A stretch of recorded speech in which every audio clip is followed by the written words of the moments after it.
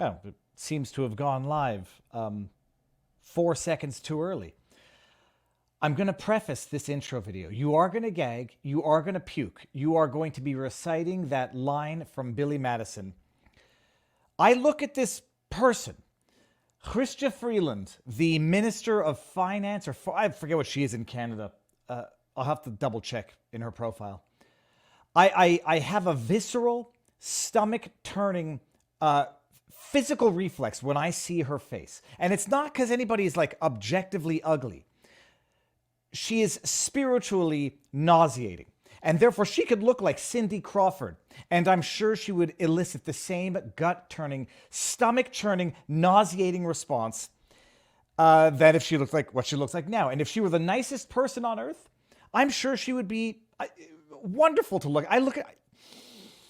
With that said, enjoy the verbal diarrhea that you are about to hear now. Why has your government issued the travel advisory for LGBTQ plus people to the United States? In case you haven't heard, the Canadian government's got nothing more important to do than issue travel advisories to the LGBTQ plus community to the United States. Look at that face. Oh my gosh. And was this something you discussed with President Biden, or your government discussed with President Biden first? So, as... Whenever it starts a sentence with so, it's going to be bullshit. So much bullshit is what it's going to be.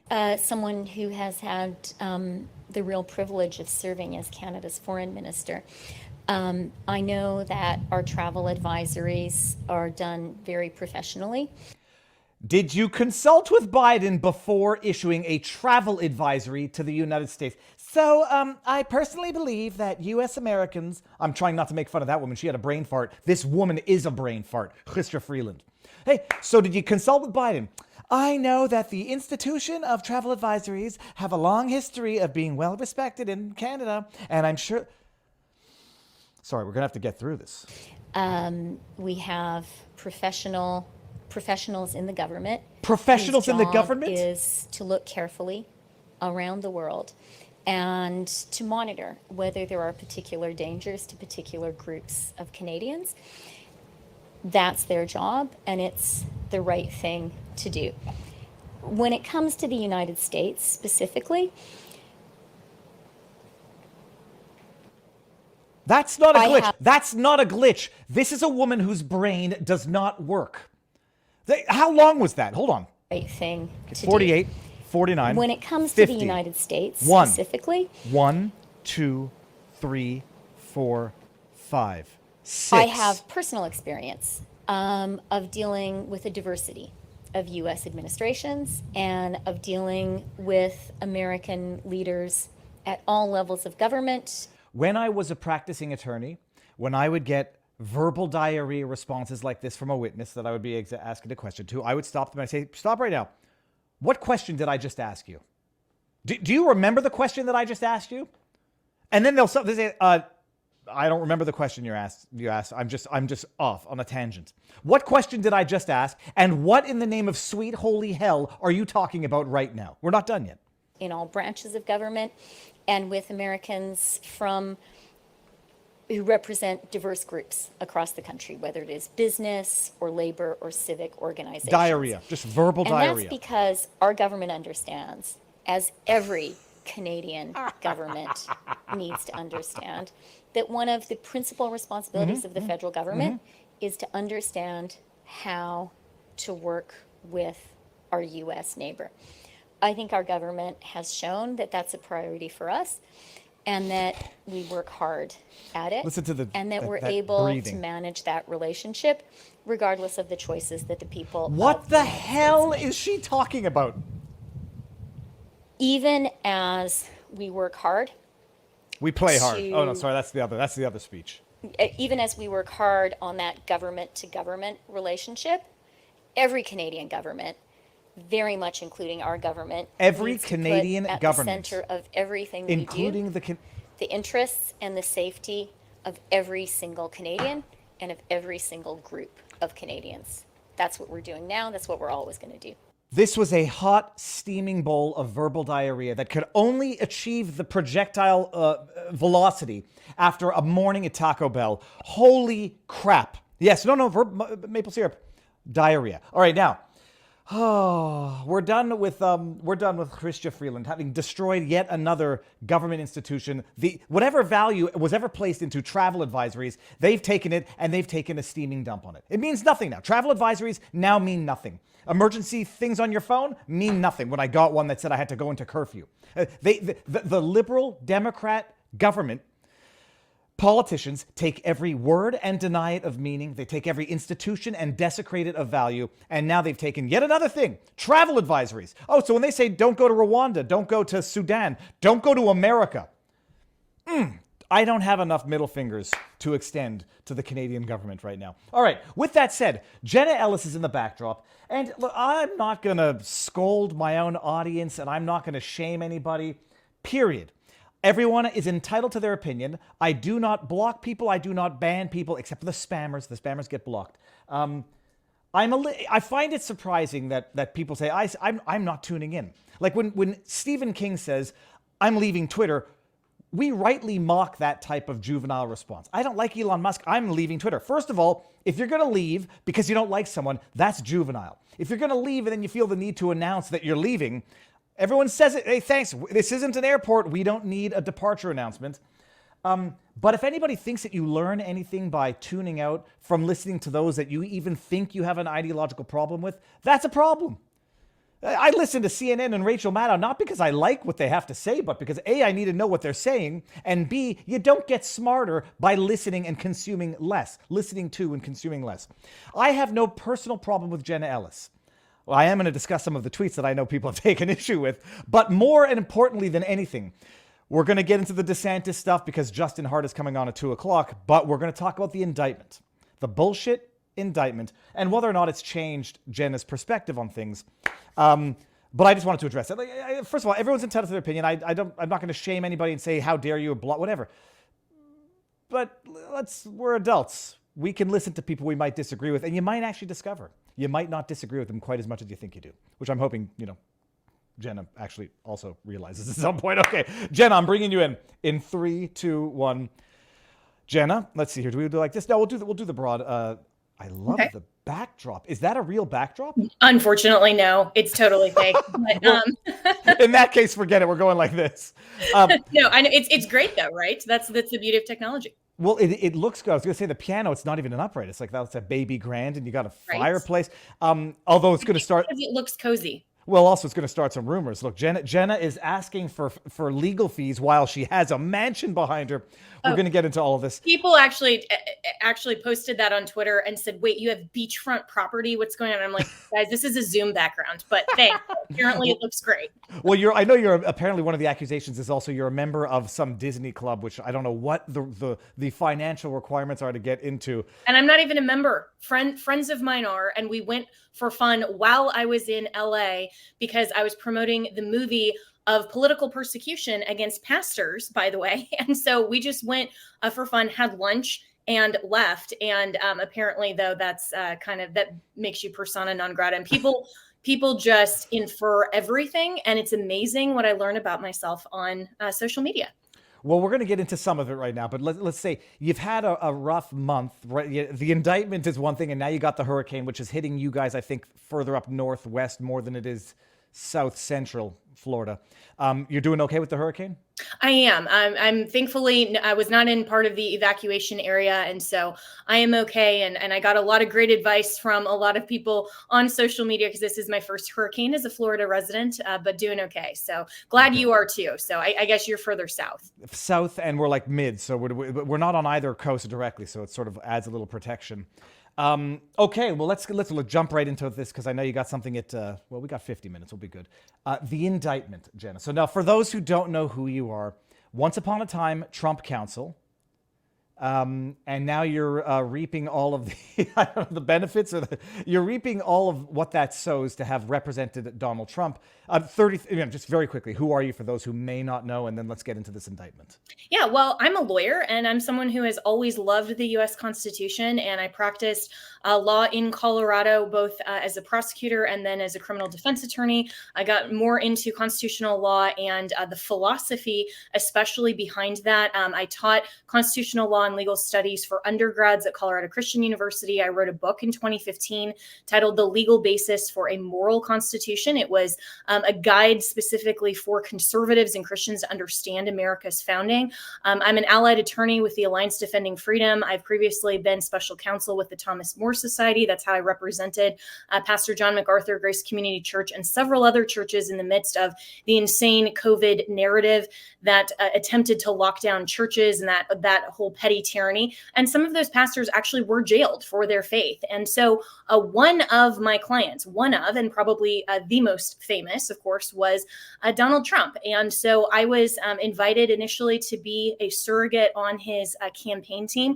I didn't initially support him in 2016. I didn't know him other than from The Apprentice. I was initially a Ted Cruz supporter, like a lot. And then I heard him speak and became a huge fan. I supported him. I voted for him. I encouraged my fellow Christians to vote for him, especially against the known evil quantity of Hillary Clinton. And then as soon as he appointed Justice Gorsuch, that really validated my vote. And so I continue to do that in my personal capacity. I was invited to be a surrogate for his 2020 campaign. And then through that, apparently he saw me advocating for him through the Kavanaugh hearings on television and called me up one day and said, hey, Jenna, how's it going? You know, I see you on TV. You have this big, beautiful title, constitutional law attorney. I love it. It's huge, you know, and it was great. And it was amazing to me that he called me. We talked for about an hour. He invited me to DC and said, I think you're a brilliant lawyer and I want you to work for me. So I accepted that opportunity. I became a senior legal advisor to his 2020 reelection campaign and then personal counsel to him. And so for those who really didn't know me before the post-election stuff, I was working for him directly leading into the first impeachment. So I was on the legal team. My role and responsibility was not to argue down on the Senate floor, but to go on television and write the op-eds and to advocate from a legal position. I was helping then Press Secretary Stephanie Grisham with all of this stuff. So I was a member of his team long before all of this stuff. And so for the people who just say, well, you know, you've lost every case you've ever represented on. Well, first, I was never attorney of record in any of those cases. And also the post-election stuff was not my first go around with anything Trump related or any of this weaponization of government against him. Well, first of all, anybody who says you've lost cases as a lawyer, I mean, great. If you only take cases you win, you're not one heck of a lawyer to begin with. And the only people who say that are idiots who have never practiced. Respectfully submitted to anybody who I like that might have said it. It's not a legitimate source of critique. If you don't lose cases, you're not taking hard cases. Well, let's just first things first. Southern law says Jenna killed the mugshot. I'm going to ask you about that in a bit. And I'm bringing this up right now because it's going to be relevant. Jenna Ellis is now a Desantis supporter. The biggest issue is her slamming Trump for calling Desantis a backstabber. He is. Okay, before we get into that, you were representing Trump. And Jenna, you're a lawyer. If I ask you a question that you should not or cannot answer because of what's going on, just let me know. I will. And I don't want people to infer into that, by the way, because I've been asked a ton of questions that genuinely I wish I could answer. And I think that as my lawyers continue to file pleadings, those will speak for themselves. But, you know, there are a lot of rumors, assumptions, presumptions. We all know what it means to assume and what that makes people. And so I would just say, for what I can't say right now, because I want to be a good client, please don't infer anything into that from any direction. Well, and it's also like people have to apply equal logic and equal reasoning. Trump can't participate in the debates. Many argue because if he says something to Pence, it might be witness intimidation. So in as much as you don't want to infer cowardice from Trump for not debating, you can't infer malice for Jenna, who's facing an indictment for not making statements publicly. Though we're going to get into that because what it means for Trump to have not bailed out Harris and Floyd, but we'll get there. Take a note. So hold on. Okay. So you were the attorney of not attorney of record, but counsel to Trump. You're there to provide legal services, legal opinions, advocate in the court of public opinion. You do so in the context of the 2020 various contests, many of which were not actually Trump personally instituted proceedings. we saw what happened to them in terms of not being heard or being heard, yada, yada. But then afterwards, you start facing ethics complaints. And I'm trying to get into contextualizing your move away from Trump and to support DeSantis. Whether people like it or not, they should understand it. After you represent Trump and vigorously, publicly, with all that entails, what ends up happening to you professionally? Well, so people need to realize that as soon as Trump leaves office and the January 6th committee starts, and then the 65 Project and other people start weaponizing the bar associations against us, I'm not Trump's only lawyer by far. I mean, there are hundreds of lawyers that participated in this. I may be one of the most prominent, but there were also a lot of lawyers throughout his entire administration, and for various reasons didn't want to represent him because he was so politically loved or hated. And so a lot of people, especially in the aftermath of the 2020 election, one in particular, she was actually, I believe, an attorney of record in Pennsylvania, and called the team and said, I can't do this anymore. I'm getting intimidation and threats. I have kids. I can't do this anymore. And she stepped back. And, for me, that type of intimidation that was simultaneous to a right of my client to petition the government for redress, to have free speech, to challenge election results in the margins of the Constitution, to have that type of intimidation tactic, even back then, for the lawyers, was absolutely fundamentally un-American. And so I stood by him. I was willing to be his attorney and to represent the claims of the campaign itself. And, so a lot of people had a lot of different theories. And that's one of the biggest myths of this whole thing, is that, everything that anybody thought could be associated or affiliated with Trump or his campaign. I said back then, that's totally not true. But the intimidation tactics started, way back when I first started representing him personally. I mean, I was getting death threats. I've reported, I've had to report many of those to the FBI, to the Secret Service at the time. So that started simultaneously with my representation. Once I concluded, and no, I was not fired by Donald Trump. We're still actually friends. And I concluded my representation like a lawyer does. And on January 15th of 2021, I sent a conclusion of representation letter that every lawyer out there knows that you do. And you say, thanks, my representation has been concluded. Now outstanding matters. And that's actually public record. And then moved forward with my life. And, I've taken other clients since then. But then after that, the January 6th committee, of course, is organized and I think, against the rules and all of those types of arguments. But I was subpoenaed. I had to get a lawyer for that. I've been subpoenaed as a witness to multiple civil cases. I was a defendant. Thankfully, we got that dismissed. But all of these things require a legal counsel for me. And then also the bar complaints. I think it's something like 50 by now that have been filed against me, totally, in my view, frivolously, trying to go after my livelihood, my reputation, my credibility, simply because my former client's name is Donald Trump. So I've had to defend a lot of this, even well before this indictment.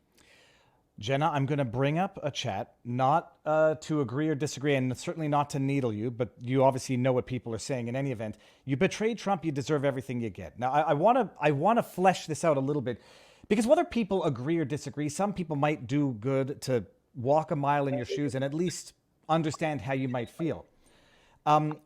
You end up getting a complaint, an ethics complaint filed against you, to which you negotiate a settlement and agree that some of the statements you made were factually incorrect. Misrepresentations. Misrepresentations. Now, that's a key. There's not the word false. The word lie is nowhere in that stipulation. I understood, but people are, first of all, I mean, I said at the time, some people said bearing false witness to yourself is in and of itself a problem. And if you think you're going to placate the mob by doing that, well, it's going to come back and bite you in the ass, like I suspect it is now. But misrepresentation, so let's just, we'll agree. We won't nitpick over that qualification. Misrepresentations, some people are going to say, what you said were not misrepresentations. You did it to save your license. It was a cowardly move.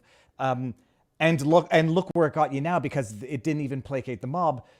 And some people are going to hold a grudge against you for that. What's the response to that in terms of whether or not you bent the knee to try to save your license by acknowledging a wrongdoing that you didn't actually think you did? Well, I can't get into a lot of the specifics there, and I wish that I could. But what a lot of people need to understand is that there's so much more going on behind the scenes here. And we're seeing that being fleshed out with the Georgia indictment and now with the indictment from the DOJ as well. And so under the rules of professional responsibility, if a lawyer's license is targeted, we are allowed to provide some privileged communication in order to defend ourselves. And I chose not to do that because I knew, and part of my calculation in this was that I wanted to protect my former client from these, what, could be coming down the road and eventually did come down the road. And so part of this and not going to a fuller hearing is because I didn't want to reveal what was not mine to reveal. And so even though I could have, under the rules of professional responsibility, for anybody who says that I'm not still defending my client's interests, have absolutely no idea what the rules of professional responsibility allow in various contexts, and they have no idea the bigger picture. And I'm not going to go into some of the bigger picture, but what I can say is that anyone who thinks that somehow I betrayed my values, or I, am doing this for, for my own sake, or, something like this, that's totally just, you're only looking at what the media is telling you. And I wish that I could give you the fuller story. And people aren't going to say, okay, well, your defense then is trust me, bro. Well, if that's not good enough for you, then that's okay with me, because my obligations, of course, are to make sure that I always do the right thing. I have counsel that's advising me very well. And if that's not good enough for people, my goal is never to placate the mob. People are going to love or hate me. They're going to love or hate Trump. They're going to love or hate whatever based on their own potential misinformation or the sources that they believe. There's so much out there that I look at every day and I think these people have no idea what they're talking about. And I'm not here to correct every single misnomer or every single, false thing that's put out on social media. My job is to make sure that I am principled and that I continue to rely on advice of my counsel that has my best interests. And for the people, like that one person that you just brought up that says, she betrayed Trump, she gets everything she deserves. I would ask you to consider, where are your principles in that? Because if the principle that you're adhering to is loyalty to Trump at all costs, that's not the principle that I adhere to. I am a Christian first, and I am a constitutionalist. My values and my principles are in line with truth, and to make sure that I am always representing my Lord and Savior, Jesus Christ. And so if, for example, Trump, like he said years ago, if I shot somebody on Fifth Avenue, I wouldn't lose any support. Let's just say, for total hyperbolic reasons, that actually happened. I would condemn that. And I would say, I'm not going to support that. But people are literally out there saying Trump could do anything and we'll still support him. That is unprincipled.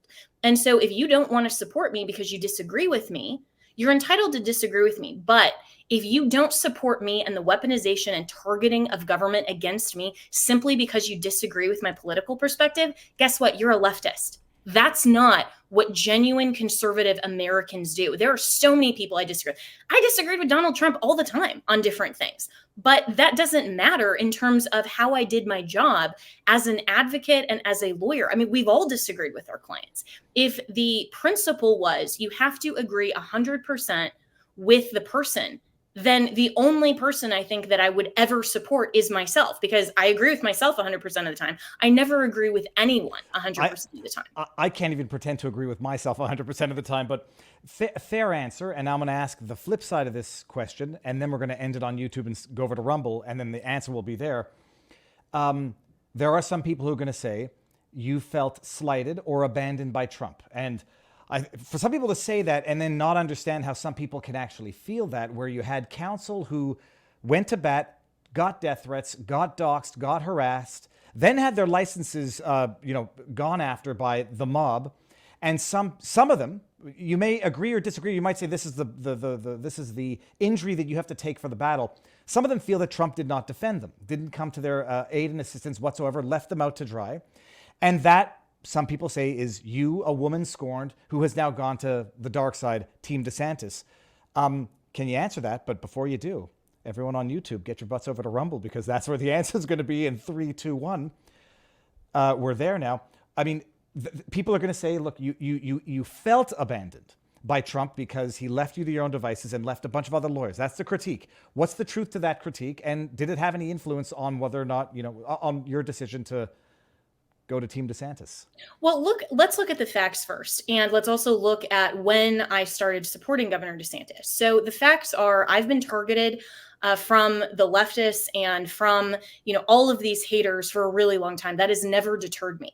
And then after the fact, if you look, not just me, but everyone else, even before me and contemporaneously with me, that it's just factually accurate that Trump left us on the field. That's just a fact. And people can feel all kinds of different ways about that, but it's simply true that he didn't provide any assistance with the really insane legal fees that a lot of us, not just me, but people you've never even heard of, have had to incur based on their representation or just their role that are non-attorneys working for him, his administration, or the campaign. So it's just factually true that he's not helping anyone, to my knowledge, other than himself. So how do we then feel about that? Well, how I feel about that is that it doesn't impact anything that I do in my professional career.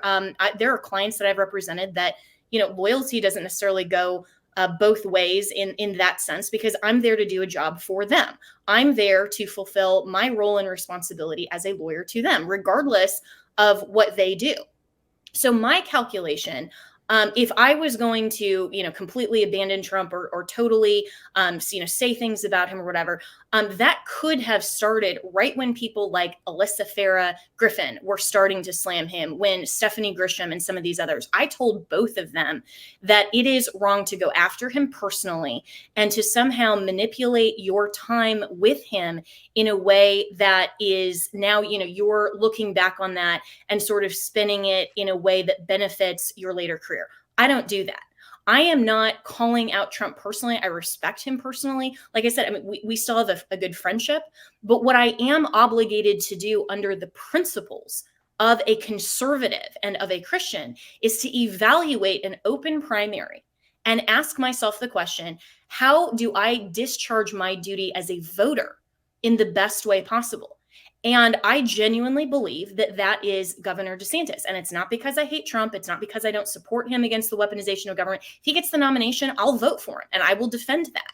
But if I'm looking at the field and I'm looking at the record of what Trump did accomplish and the things that he didn't, he basically abdicated his last year of presidency to Dr. Fauci and to all of these COVID lockdowns and to so many things that Governor DeSantis just simply handled better. Governor DeSantis is the one that has fired deep state Soros prosecutors. He has a better electability opportunity, in my view, just looking at the pathway to 270. These are things that we need to seriously contemplate. And my role as a lawyer for a former client should have and does not have any bearing on how I view the facts and how I view discharging my duty as an American citizen and a voter in the best possible way. Am I going to defend Trump against the weaponization of government? Yes, and I have. Anyone who listens to my radio show, my podcast, I've told people to donate to him, starting with Alvin Bragg's ridiculous indictment.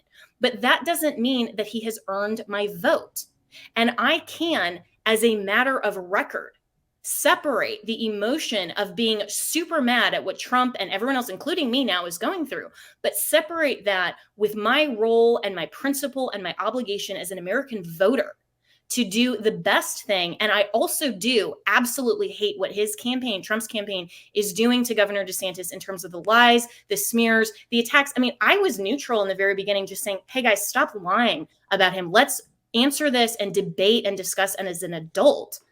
And just for that, for being unwilling to trash DeSantis, I was called a porn star. I was called, 300 pounds. I was called all of these other things that were just so petty and juvenile and ridiculous, simply because I wasn't willing to trash DeSantis in the same way they were. That's not principled. And of course, I'm going to say no, because you know who was doing that against Donald Trump in 2016? The left. And you know who was saying, no, stop it. Don't lie about Trump. Don't call him a racist. Don't call him, a terrible person. I was defending him against that. So I'm going to defend the truth. And I think everyone, regardless of who you end up voting for, at least defend the facts, defend the records, and don't engage in all of this petty mudslinging. It's beneath our dignity as voters and frankly, just as adults. I can address two things. The DeSantis firing the deep state stuff, Yes, he did. Some people said at the time he was doing it strictly so that he could say that he did that afterwards. Many people say DeSantis was not much better than Trump early on, shut the beaches down, et cetera, et cetera. I think we should all agree that no one's going to be perfect in all of this. The question is going to be who did better. Trump firing Fauci might not have had much of an impact on states' autonomy to do what they want, to destroy their own states. But I'm going to steelman one argument, or at least steelman both sides of it. Some people are going to say, look, you signed on to help Trump. You knew that the risk that came with it, and you can't expect Trump to distract from the presidency to help each and every, come to the aid of each and every lawyer that represented him that's now having problems. It's not feasible. Others would say, as far as the accusations of RICO conspiracy, if he were to come in and post bail for everybody, pay the legal fees of all the attorneys, it would be confirmation of the RICO, the RICO strategy. And then you just have to pick just have to go with whichever story you think is the most plausible. Do you have right to be resentful and switch camps? Was Trump right to some extent let some of the people fend for themselves? People were criticizing Trump in 2017 for this very type of thing. I'm going to just go on a monologue a little longer. The other thing is people have to understand that criticism is not necessarily a bad thing if the person can hear it and actually incorporate it and learn from it. Many of the criticisms early on, Barnes at the time, Cernovich, was that there was not absence of loyalty, but maybe thoughtlessness of loyalty to the people who put their necks on the line for Trump. And so people should learn from that. Criticism is not necessarily a bad thing. You've heard Jenna's side and you can steelman the other side. Some people are going to say, Jenna, it's not the fact that you're with DeSantis, it's that you're taking a lot of cheap shots on Twitter, attacking Trump for things that he did that you are now doing. And this is the one I got to flesh out from you. Everybody seems to think that you railed on Trump for having to crowdsource legal fees. I was looking for the tweet, and I even asked my community's aggregate knowledge to find it. My understanding is that the criticism was the RNC raising funds for Trump's legal defense that were not used for the actual election challenges. But did you criticize Trump for crowdfunding for the legal fees for the persecution that he is currently facing?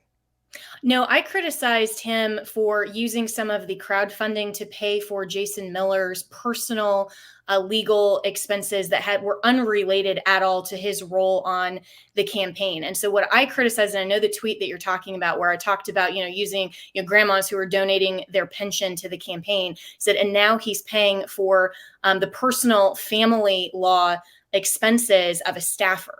And so to me, that is a completely different thought process. And that's a completely different type of use of some of these things that if he's going to pay for the personal family law issues of a staffer, but he's not going to pay for the legal fees of people like me and the other attorneys that actually for doing our job, then I don't know what the contemplation is there. And I would love an answer to that. So it isn't true that I criticized him for crowdfunding.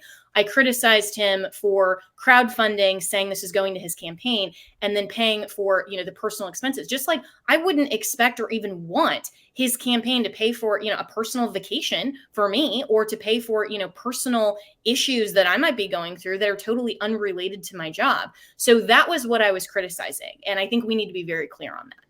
Okay, interesting. I'm not familiar with the Jason Miller legal fee expenses, so the internet will fact check, and then Jenna, they'll fact check, and if it's not true, we'll find out sooner than later. All right, but now look, I also read tweets in the tone that I probably would have written them. People read tweets like it's an all-in attack, it's the nastiest thing on earth, and so I've gone through some of your tweets. People are angry that the couch surfing Carrie Lake tweet. Oh, I want to address that real quick. Well, really quick, because out of just my Christian faith, I never accused her, nor would I, of having an affair. That was a friend of mine who commented underneath, and I responded, and I should have called him out for that, and I didn't. But I just said, I just didn't really want to touch it. My idea of crowd surfing is like in college, where you go and, you are just hopping from one place to the next because you don't want to pay for a hotel. And so you bum off of your friend and you sleep on their couch. That's That's my my understanding. definition, and maybe it's different in Gen Zers or something. But couch surfing, yeah, like a bum college dropout, right? So I was laughing at the fact that, you know, she's there and she's spending time in Mar-a-Lago instead of, you know, staying over at a different hotel that she's actually paying for. So that had nothing to do with anything. And so the whole idea that I would ever accuse anyone of having an affair, I think that those kind of, you know, dirty, low level things are absolutely uncalled for. So I want to clarify that for sure.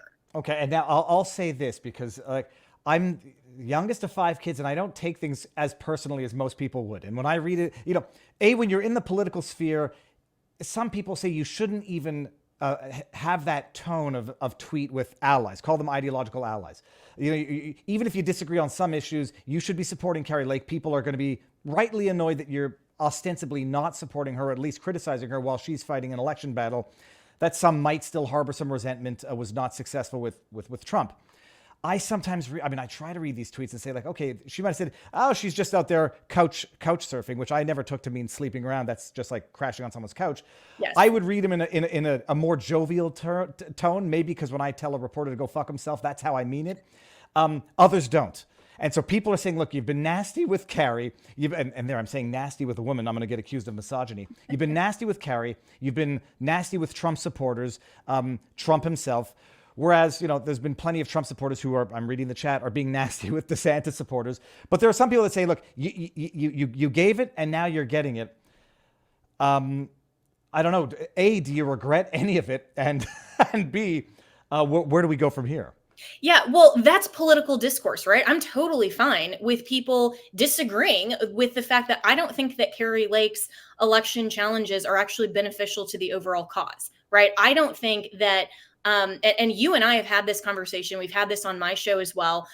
You know, some of the things I don't think are particularly good legal strategy, but that's me. And that's what lawyers do. We debate and we look at all these things. And I think that for her to be going out there and what I term as a grifter is somebody who is expecting the general public to pay for basically their entire life and they don't actually have a job. I have a job. I actually have several.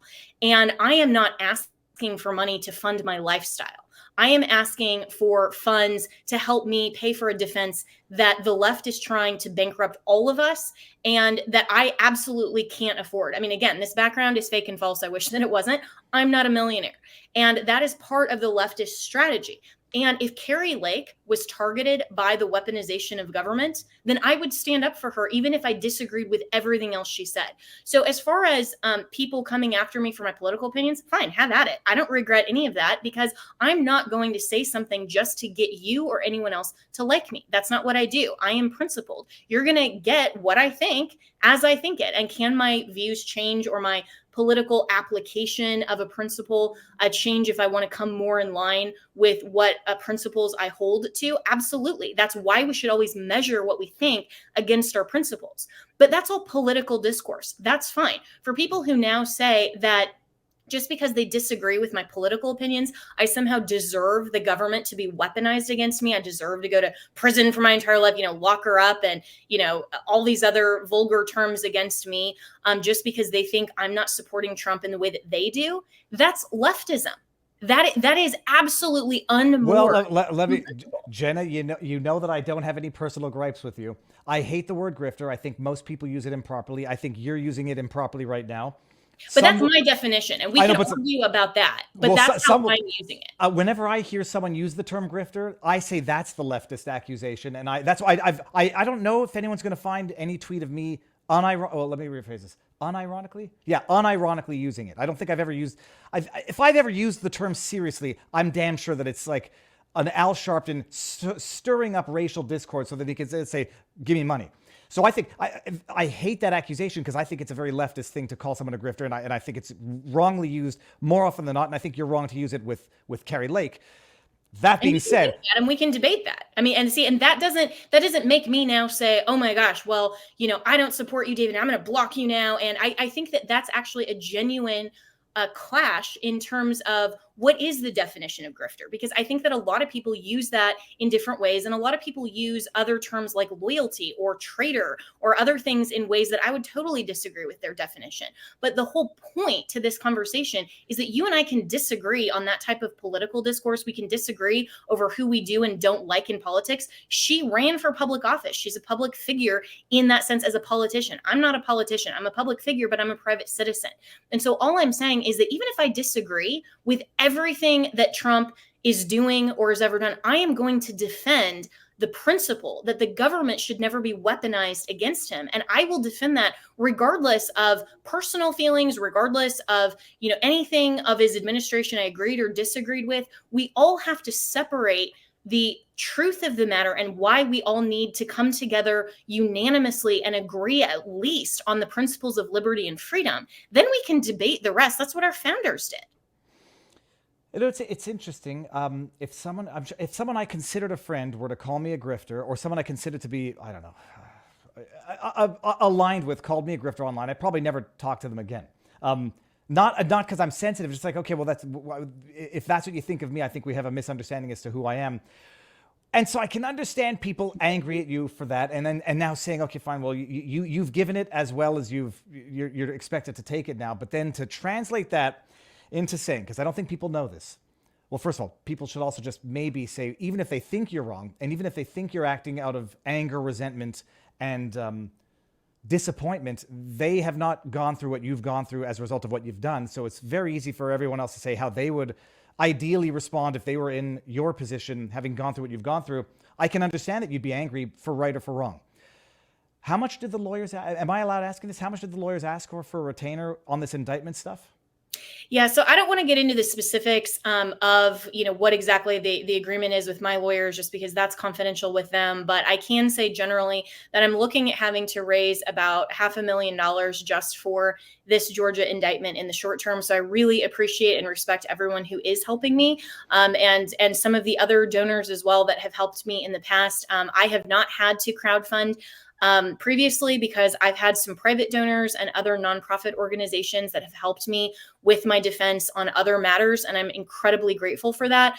Obviously, a criminal defense is different than a civil defense or a subpoena in front of a congressional committee, and so some of those kind of nonprofit lines then shape this a little bit differently. And so I am very grateful for everyone across the board who has recognized that no matter what you agree with me on my personal views, we all need to come together as conservatives and recognize that this isn't just about Trump. It's not just about me. It's about targeting of pastors, parents who have been put on domestic terrorism watch lists because they dare to ask what's in their child's education. I mean, the pastors up in Canada that were literally jailed for their faith in the midst of COVID. I mean, this to me is a fully larger effort of the left to have this attack against anyone who goes against their narrative in any walk of life. So this is well beyond Trump. It's well beyond me. And the people who see that and appreciate that, I've even had Democrat friends of mine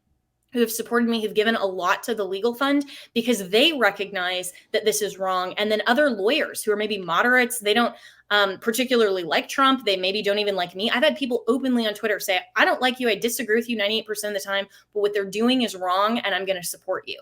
And that is principled. And I do respect that.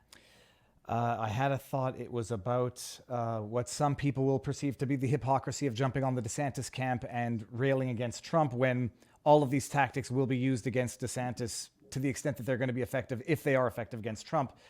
And I don't care how wealthy anybody is. Nobody has, in as much as one can imagine how much this is all going to cost everybody, people don't have that type of cash lying around just to burn on legal fees. The concern, I know the concern that that they're going to get someone to flip in here, but that I can't ask you. That I know you can't answer. What is it like showing up to court and having a mugshot? Did you plan your blue steel face in advance, or was it spontaneous?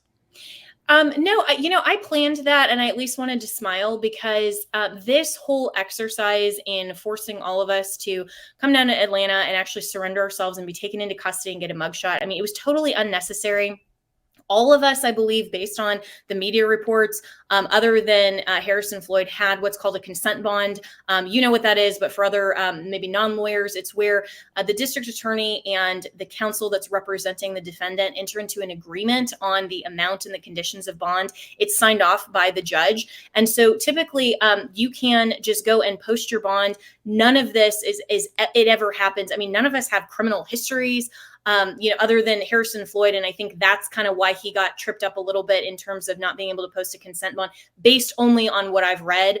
I don't know all of those particulars. Was his, was his criminal history unrelated to the incident with the FBI that was reported? I think, at least from what I'm reading, that was part because he has an ongoing assault charge against an FBI agent.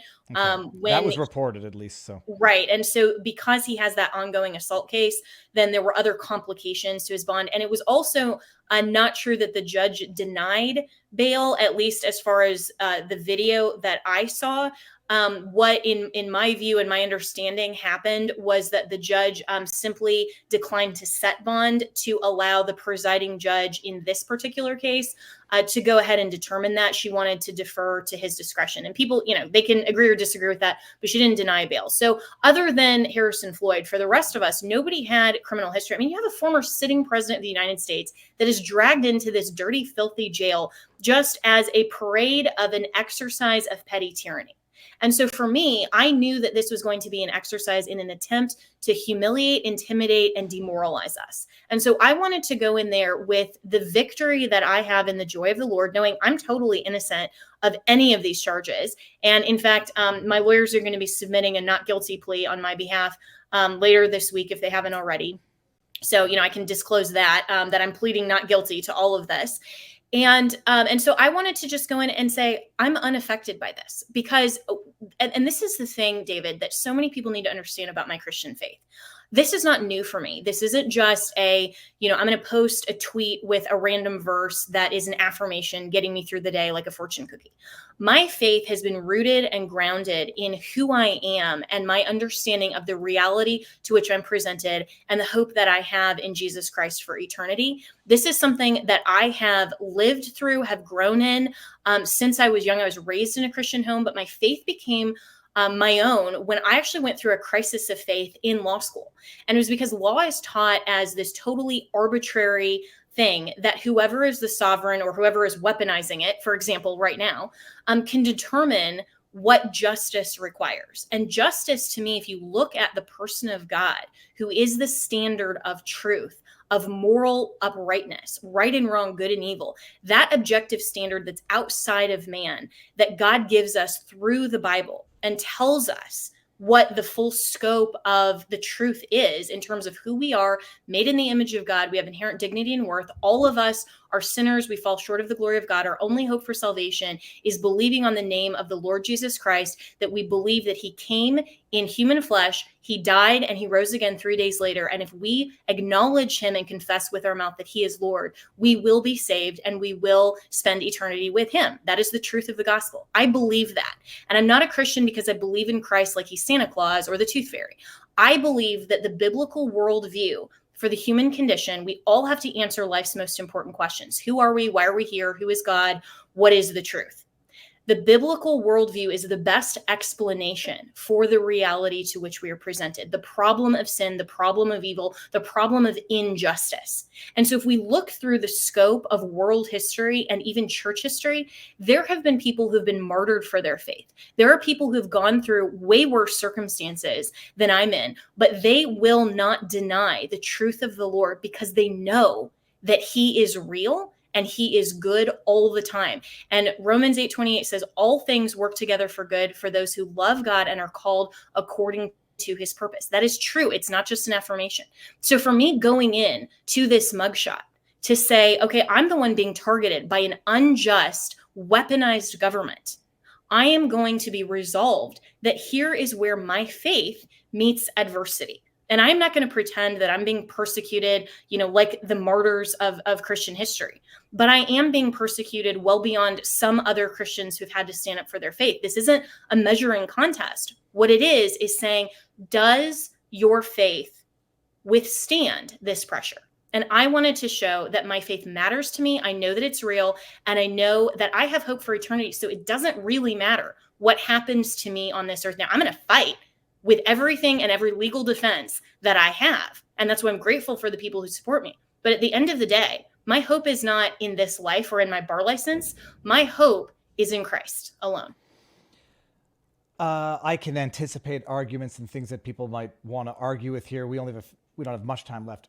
I'm going to ask you this: Harrison Faulkner. Who's Harrison Faulkner? He's an actor. Right? Harris Faulkner. She's on Fox. She's great. Okay. So no, I'm thinking of Harrison Floyd. You put out a tweet and it says it's a jab, it's a needle, it's politics, but people are going to get very partisan, angry at you. Trump can afford $100,000 for Melania's hair. He can afford $10,000 for Harrison's bond. So people are going to get mad at the form, and you can understand that. And some are going to say it's pretty stupid to try to piss off not the base, but the people that you might now need the support of. Set that aside. Others might say strategically what you're proposing is unfair because in as much as you can't answer certain questions because you're currently under indictment, Trump probably cannot fund the bond of one of the co-defendants if he's asked not to. By the way, his PAC can, and they've even set up what they're calling a Patriot Defense Fund, something like that.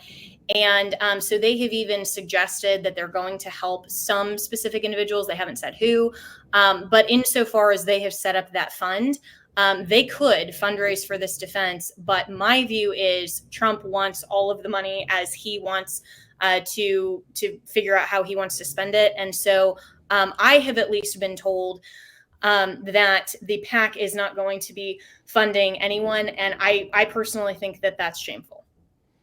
Okay, now, so I just got distracted because the screen in the back started playing your answer again. Okay, fair enough. Look, we could have the debate among, lawyers, legal, critical thinkers. The arguments, you know what people are going to say.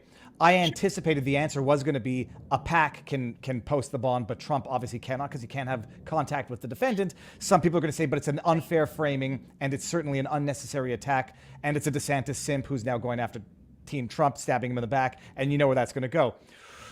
But let me just say one thing real quick. I am not going to change who I am or my political views in order for you to donate to me. I would be disingenuous. Why would you even want me to do that? If I suddenly changed my tune and said, oh, MAGA people, please love me, and I'm going to say everything that you want, and I'm going to renounce my support of DeSantis, then why would you support that? Why would you even want that? That would be disingenuous. So again, love me or hate me, we can debate all of the politics about it, but you're always going to know what I think and why I think it. And the bottom line is support everyone everyone in this indictment, all 19 of us, support us against the weaponization of government. Do I dare ask you the question? I'm going to get into the DeSantis stuff with Justin, who's coming on after. But if DeSantis, do you still think I like DeSantis? Do you still think he has a snowball's chance in summer of getting the nomination? Well, I will say that I've been very disappointed in how he's handled the media, and I do think that he should do the right thing. And I actually posted a tweet that said, I support DeSantis. I'll defend that. I support Trump against the weaponization of government. I'll defend that. But I do think that Governor DeSantis should come out very strongly and condemn the weaponization of government across the board and specifically mention Donald Trump. I don't care if that's his political opponent. It's the right thing to do. And so I will be vocally critical of him because I haven't endorsed him. I don't work for him. I don't get a cent from anyone of, his PAC, his campaign affiliates, anything. I support him because I do think he's the best candidate, but I'm going to criticize him when criticism is due. So I think he should be stronger in that. Listen, he chose to run in a cycle where the former sitting president is getting indicted. You're just going to have to deal with that. And I think he needs to deal with that more directly. And I'm honestly disappointed in that. And I have told other people around him that I'm disappointed in that. But I also do think that he still is the best candidate. And I also think he is not the type of person that is a media mogul like Donald Trump. You are never, even Vivek, who's great. And I know Vivek personally, I think he's great on media. No one is ever going to be Donald Trump. He is the king of media, totally. But I am not looking for a president or a public official that is great on media and then doesn't have, super great personnel choices, has all of the policy issues that we all should be discussing. DeSantis, in my view, understands the powers of government and how to use those so much more effectively. I want someone who is a commander who will marshal a team together and who can work with the legislature on the federal level to actually get things done. So my pitch for DeSantis is, listen, if you want the weaponization of government on the federal level to stop, you can support Trump till, for all time. But if you really want results, Governor DeSantis has proven that he knows that, and he is the one to get it done. That's why I support him. And I can hear the chat screaming. DeSantis, made the joke about the hush porn money. Instead of taking a hard stand, then he, looks around to see who's raising their hand about supporting Trump. Bad optics. And then even if he comes around and does this now, they'll say it's just, it's political. What Vivek did, licking the finger and going with the wind. So some people might say that, your support is nice, but his conduct up to now has already proven that even if he takes that position now, it's not necessarily what he believes. Then why are people asking that of me? Like, why are they saying, oh, well, Jenna, go back and support Trump now that you want our help? I mean, why would you think that would be, why are you asking me to do something that you're going to condemn him either way, no matter what he does? And this is the thing that people who don't support DeSantis, I think, really need to reconsider, is that if you are going to always view anything that he does through a political lens and in the worst way possible, then you're never going to like anything that he does. You're always going to find an argument against him. We can all argue really well. You're going to always find that against him. What I would encourage people to do is actually look at his record, actually look at what he's done in the state of Florida, where Donald Trump moved to Florida. He actually voted for Governor DeSantis. And until 5 minutes before the re-election, he was a supporter of Governor DeSantis. And so what I really hate is all of this petty politicking. I wish that both sides DeSantis wouldn't ignore Trump and Trump would not trash DeSantis. Let's all agree that both of those guys are way better than anybody the Democrats are going to put up for 2024. I would take either of them in a heartbeat. So we can have this internal debate and we can point out things that are true and we can have our snarky comments and whatever. But at the same time, don't suggest that either of them are worse than Joe Biden. I mean, the worst thing you could possibly do is say, if DeSantis gets the nomination, hey, I'm sitting it out. Then you are not a principled person. You're not for America. You are only part of a Donald Trump fan club. And that's not what I'm a part of. My fidelity and loyalty is to the U.S. Constitution and to this great country. And I'm going to exercise my vote in the very best way possible. Last question, I guess, before you go. I'm just reading one of the Rumble rants from Rumble. It says, Jenna says liberty and freedom, yet supports the firing of Gavin over a simple Twitter beef. I think I remember this. Gavin was from the Babylon Bee? Yeah. And so okay, so I'm not sure I really get the question, but in terms of that whole thing, Gavin, in my view, he posted a tweet that was very vulgar and rude toward Christina Pushaw, who works for DeSantis. And he's doing that while he's an employee. And then when Seth Dillon actually stepped in and said, basically, hey, dude, chill, then Gavin took a shot back at his boss. And anybody who knows, I mean, yes, you have free speech and all that, but if you're working for an organization, then they have the right to fire you if you don't go along with what they're asking you to do, or if you take cheap shots at your boss. I mean, so I think that people, whether you like or respect Gavin or the Babylon Bee in any other context, you have to actually look at what happened here. And it wasn't that I was, championing this, and I had no conversations with Seth Dillon about it. I was just watching this happen like everybody else on Twitter and then posted the update.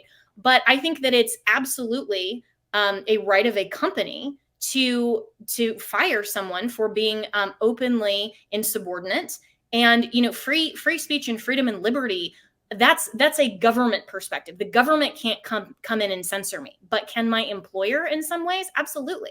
There are certain things that your employer can't do. And this is all based on employment law and precedent. But, your employer, some people, for example, who, work at a local coffee shop, if they say, hey, you need to dress in a certain way and you can't have, certain messages on your t-shirt or on your hat when you come and you're working, they're not commenting on your personal life, but that's not censorship. And so we have to separate this whole understanding of, is it the government that is censoring us, or does it go against your employment contract? Those are two very different considerations. And so what Seth Dillon did to Gavin when he was openly insubordinate, he has the right to do that as an employer. I could steel man that, but that was just to read, so that it doesn't look like I'm ignoring a tough question that came in via Super Chat or Rumble Rant. Jenna, first things, you're going to go do your show now. What is your show called? Where can people find you, and where can people support you if they so choose to support your legal battle, even if they find your tweets antagonizing, insulting, partisan, DeSantis simping? Where can people find you?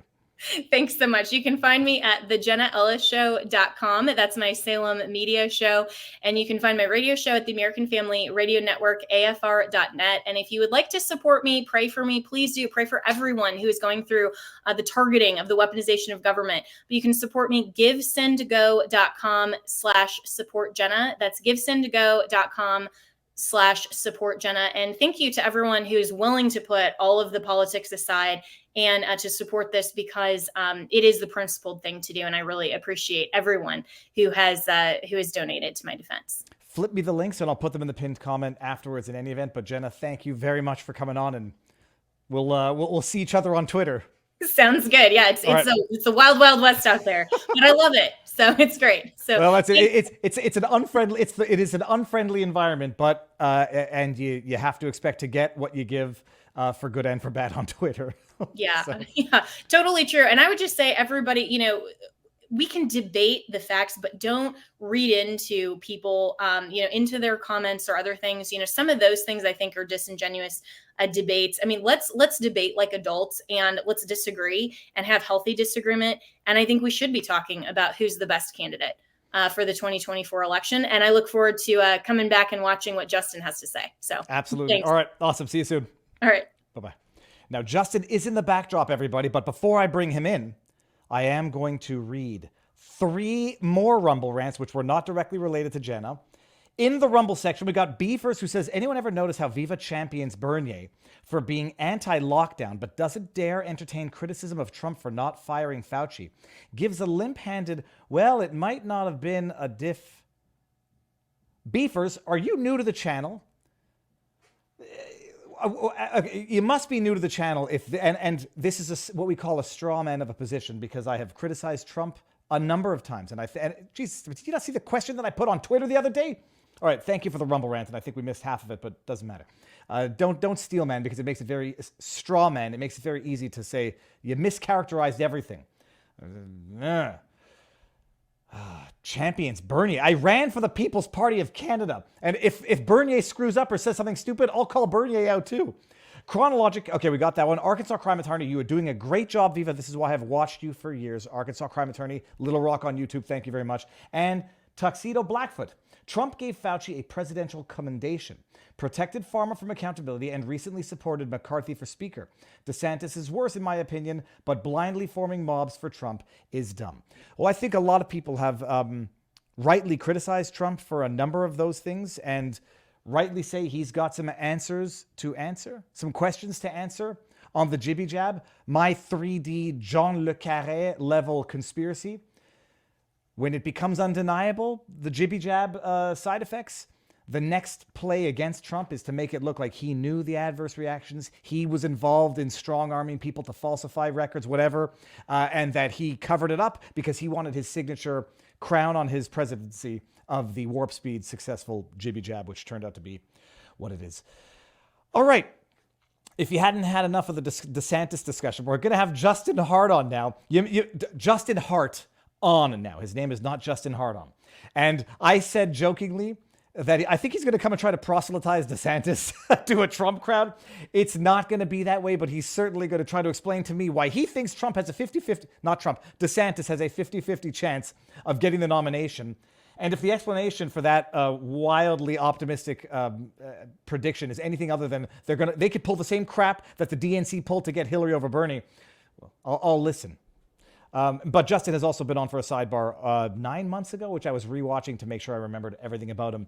So a lot of you liked him back then. In fact, I know all of you liked him back then. So if you don't like him now, it's only because of politics. So let's bring in Justin. Justin, you ready? 3, 2, 1.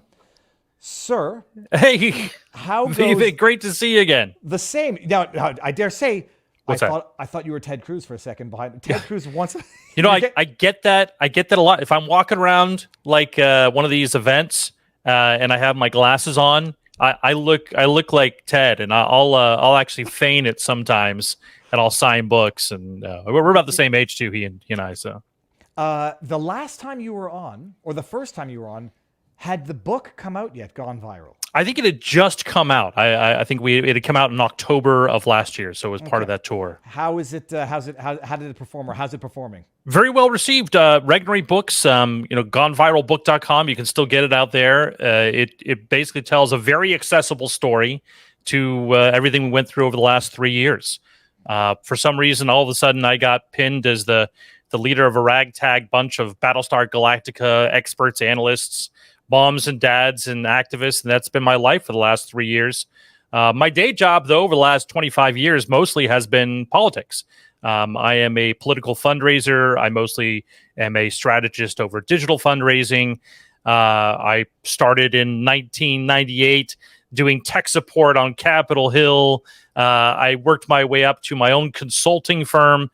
I had Chuck DeVore, who was a fantastic candidate during the 2010 candidacy against Barbara Boxer. I did consulting for Sarah Palin. I did fundraising for Rick Santorum.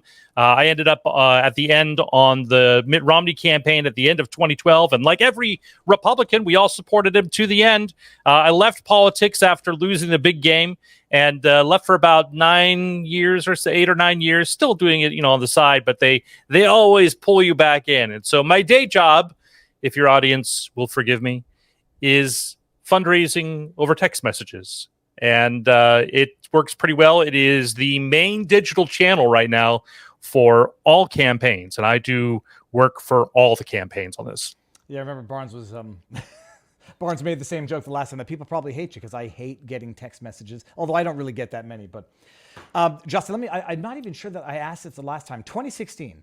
Yes. Who did you support? Oh, Trump. Absolutely. In fact, I predicted that Trump was going to win, much to the chagrin of my family, friends, and coworkers then. Yes. Registered Republican or historical? Registered Republican. Yes, absolutely. I voted in I'm sure I voted in every primary since I was 20, maybe. Huh? Yeah. And then 2020. What happened? 2020 voted for Trump again, and thought he was the best case we had for doing what we had. But if you recall, I'm not a Johnny come lately critique of Trump. Go back, I can peg it to the hour. It was 4 p.m. Eastern time. It was in the Rose Garden, March 29th, 2020. That was on that fateful day that President Trump, alongside of Vice President Pence and Birx and Fauci and the rest of them, all declared that they were extending the 2-week shutdown for another 30, 40 days. And I tweeted out that time, I said, 2 things just happened. The federal government just extended their guidelines for COVID shutdowns another 30, 40 days, and he just lost the election. And I've been very sad to be proven right on that. I held that view. I voted for him, but right up until the end of November, I said he was going to lose. And I knew that just as a seasoned political guy, looking at demographics. I knew that if this impacted the elderly vote, even by 2, 3, 4%, they stayed home, they didn't feel comfortable, or they felt bad about the COVID response or otherwise, one way or another, he was going to lose. Now, when the shenanigans happened in 2020 after the election, as you remember, I had a full-time data crew. We were the main data team behind Scott Atlas when he was at the White House trying to right the ship and change the policies that they had adopted so readily for 4, 5, 6 months before he came in the late summer, early fall. And so we worked with him almost every day to make that happen. Now, when the election happened, I turned all of my attention to the team to understand what did happen. Were there shenanigans? Were there things that we could attest to? Now, that famous, infamous chart that you might recall of Wisconsin, the one that President Trump held up at what he called his most important talk ever. I think this was mid-December, early December, right before the certifications. He held up a chart on Wisconsin. And it showed, for example, that midnight rendezvous of big burst of votes that came in, right, at 2 a.m., 3 a.m. there. And we noted, we had, these are the feeds that the media get, and this is what we were looking at. He retweeted that. It became my biggest tweet of all time. And, I was proud to find that data. But since that time, I've come to understand a lot more things. Most importantly, I'm still sorely disappointed about President Trump and his reaction to COVID. I waited eagerly in November when he, rebid for his nomination, and I wrote a op-ed that was published in the Wall Street Journal talking about how the lockdowns and his ignoring his hand in that and in the vaccines precluded another nomination. He doesn't deserve it. Okay, I'll preface this by saying I'm not here to stump for Trump, period. I've publicly stated who I think is capable of dealing with the onslaught of deep state attack. I don't think DeSantis is, but in as much as I like and respect DeSantis and have moved to Florida and voted with my feet, bringing it back to one thing where you said, you announced that you made the tweet, he's going to lose March 29th, 4 o'clock, 2020. Yeah. Being right for the wrong reasons might feel, you were right. You might be right for the wrong reasons. If you say, people didn't want to come out to vote, 75 million people. How many people voted for Trump in 2016? I can't remember, but yeah, you're right. The numbers were actually very dramatically higher. But the irony of this whole thing was that the trouble that he had in all of the states that proved problematic for 2020 were in states that completely changed the way they vote. True. 17 of them, right? But now, and that was at the behest of the recommendations of his CDC and the $400 million he gave to the Election Assistance Committee.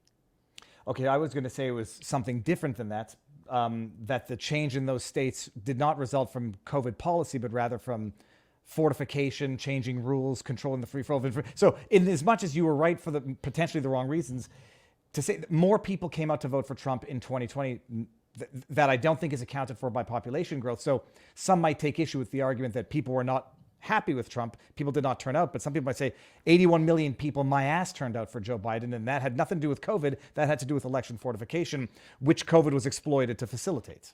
Yeah, well, the question is, what's your evidence for that, right? The challenge that people had, like you look at Georgia, the claim was that there were 2,056 felons that voted. The claim was that there were 10,000 people that voted that hadn't yet turned 18 but were 18. The claim was some 40,000 on other issues. And each one of those issues mostly came from Matt Dibwad and for his analysis there. And his analysis was done through L2 data. L2 is a major data platform. Anyone in politics uses it for demographics and everything else. And he had access to it. He took it and he mapped it against the voter database.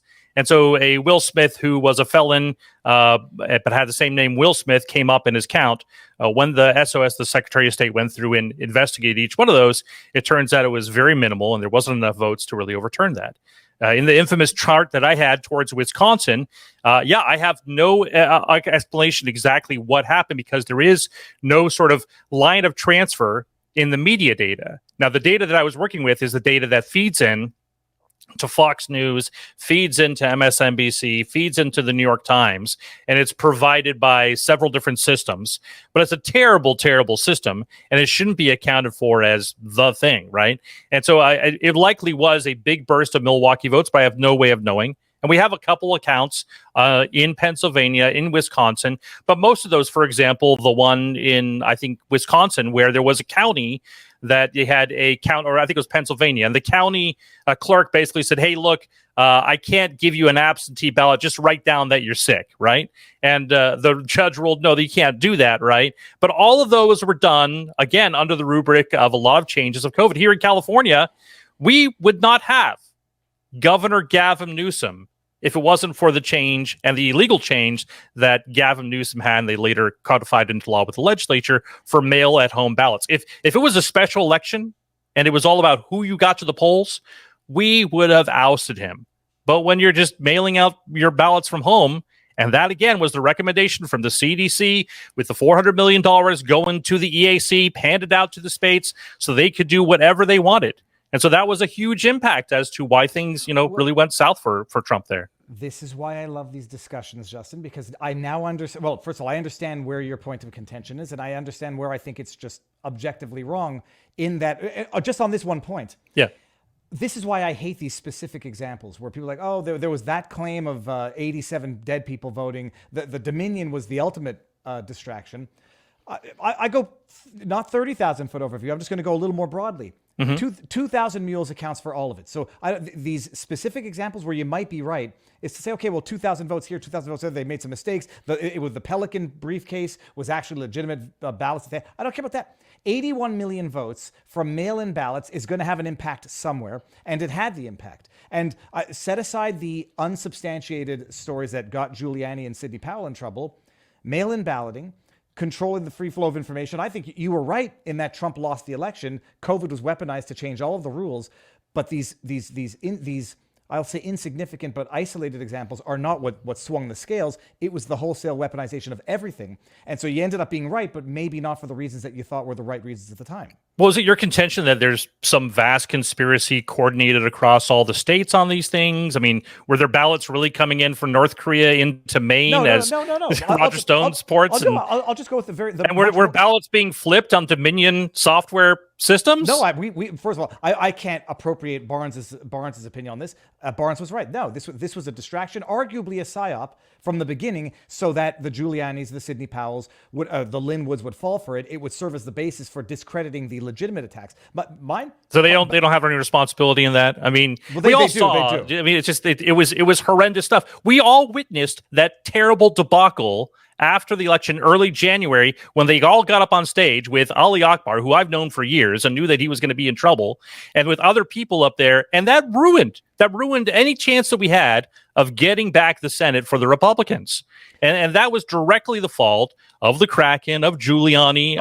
First of all, it's huge problems. They got to have some responsibility for that. I think Sidney Powell, Giuliani do, and Trump to some extent. But the only issue here is I didn't, and I take flack from some of our supporters because I don't believe in the German servers. I don't believe in the vote flipping. I believe it was just much more. It's exactly as they described it in the Time magazine. Okay, they were harvesting ballots, whether or not you want to call it that. Yep. And that's how they did it. 81 million votes. I do not and will not ever believe 81 million people voluntarily voted for Joe Biden. I don't believe it. So, well, it's a difficult thing to prove otherwise. And the challenge is that, again, the money for all that harvesting, the money for they spent for mail-in ballots. I mean, the budget for the EAC up until 2020 was about, I think, 70 million. I think it was like 14 million. 14 million was their budget. They got in 2020 a grant of $800 million. They spent $400 million of that, doling it out to the states, and the states could do whatever they wanted. Ballot harvesting, mail-in ballots. And then in 2022, I had predicted we were going to have a red wave up until about 2 weeks before the election. And I saw the mail-in ballot numbers, and I said, we're screwed again. And we're screwed again because COVID policies weren't rolled back in 17 different states. And then, that basically precluded when you have on the day of the election, Fetterman versus our other shiny green guy there, whatever, in Pennsylvania. What was his name? I can't remember now. Dr. Oz. Dr. Oz, right? I can't remember his name because he lost, right? So Dr. Oz and Fetterman are going to town. 1.1 people came out to vote for Oz on the day of election. Only 700,000 people came out to vote for the day on Fetterman. That's because another 1.2 million came out to him and mailed in the ballots weeks before. And now we have Donald Trump even embracing harvesting and ballots where it makes sense, because that's what you need to do to keep up. Well, that's fair enough. But that is strategically, I do recall expressing the thought at the time they were not keeping up with the lawfare. They were certainly falling behind and allowing the rules to be manipulated on oh, yeah, aspects. Legit. Now, but the question is this. So and I also understand you turning and saying, look, locking down this is bullshit and I'm not going to support anybody who supports it. Then the argument's going to be, well, Desantis, shut down the beaches. I remember sitting in Canada saying, holy crap, spring break is canceled. He's apologizing for this. He's shutting down the beaches. It makes no sense. Whether or not he learned faster than Trump, like some of my back and forth on Twitter have been respectful, but addressing this and calling it out, to purport that DeSantis was any more perfect than Trump, But wait, no. Trump, DeSantis has spent the last. So March 9th, DeSantis declares a state of emergency. 2 days later, the NCAA cancels their March Madness. Schools are closed on March 13th. Now, schools in Florida close already by May, so they cancel the rest of the school year, like the entire country did, basically. By April 29th, though, DeSantis had announced a reopening, and then he mandated by law that schools had to go back into service by July. And he spent the next 3 years passing legislation to make sure that nothing like this ever happens again.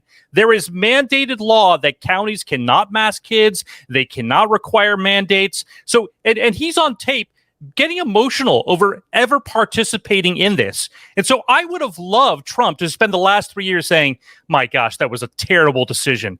And I can't believe that I ever supported the vax. I can't believe I ever called myself the father of the vaccine like he did like 3 months ago. And I wish he were taking that steps to say, this was a mistake. And this I wish his supporters would acknowledge. Don't gaslight me into telling me, oh, he never did anything. He didn't lock down anything. That was Fauci's excuse. Don't let Trump get away with that. And again, when I look at his hires, I look at, Fauci, I look at Birx, I look at all these people that he went, whether it was Barr, Mnuchin, Chow, Amorosa, Scaramucci. I mean, does the list go on? He supposedly only hires the best. And yet, people say, well, he's the only guy who can drain the swamp. He hired the swamp instead and then had to fire them. I just don't understand. I love the first 3 years, but we can't just wave away the last year like it didn't exist. Some of that I would not disagree with. I think, and some of that you can't disagree with. Still taking credit for the jab, still touting the success of. Maybe the numbers aren't yet in, and everybody likes to assume 4D chess, and maybe the numbers aren't in for him to allow himself to now say, "I was lied to by this administration about the jab," in as much as I was lied to about how many troops we have left in Syria. Look, I can't disagree with some of the stuff you said about DeSantis either, because it's one of the reasons why we decided to get the heck out of Canada, which is now masking back up again, if you can believe it, to come down here. So we'll be able to agree on some of the points in the middle. I fundamentally don't think that DeSantis would be able to deal with what Trump is dealing with. I think Trump probably has learned some lessons from the first time around. I think DeSantis hasn't learned a lesson. I won't say it multiple times on the same channel, but in as much as DeSantis is not vocally protesting what they're doing to Trump and almost seems to tacitly accept it, if he thinks they're not going to come after him for kidnapping charges or human trafficking for what he did with Martha's Vineyard, he's deluding himself. And if they don't come after him for that, some people are going to think that he's playing the game, and that's why they're not coming after him for that. The question is this. You said 50-50 that DeSantis has the chances of getting the nomination. I know, I'm not American. I know how it works roughly. And it seems that there's, the states make up their own rules as to how they get their delegates down there, and they don't have to go with any sort of popular vote. They can issue their delegates to support the candidate of their choice. So I understand the GOP primaries can be just as rigged as the DNC primaries, and if that's the argument for how DeSantis, no, it's not rigged. It's basically the timing, right? The thing is, and you saw with the debate, Twitter is not real life, right? Like we have these big internecine battles, and it gets very heated and everything else there. But I guarantee you, no one knows who I am. No one knows necessarily outside of my family who Laura Loomer is or anything else there, right? And if you you think about your own family, okay? How many of your family, extended family, are actually on Twitter? How many of them actually are paying attention to politics? How many of them could tell you show them the latest meme and they go, I have no idea what you're talking about, right? And so the only places that people start taking attention is when things start heating up. And we had the first taste of that. In fact, we have from data that was gleaned from Twitter that about 14 million people watched President Trump on President Tucker. He had lots of views, but it came out to about 14 million individuals on there. And we know that the debates came up roughly to 12 to 14 million as well. And that was the first introduction that people had there. And you saw immediately the positive numbers for DeSantis. He cut in half the lead in many states that Trump had. He cut in half You had Vivek, whose negatives went through the roof in Iowa and New Hampshire. And the way this works, and this happens all the time, you get into Iowa. If you win Iowa and you win New Hampshire, there's then a month before South Carolina. There is a very strong case already. DeSantis has 13,000 pledges for caucus. Cruz didn't get that until November. And so we feel, I think he feels very strong about exactly where he is positioned in the state. I think it's a very good chance that he beats and he wins in Iowa, especially with President Trump railing against their governor.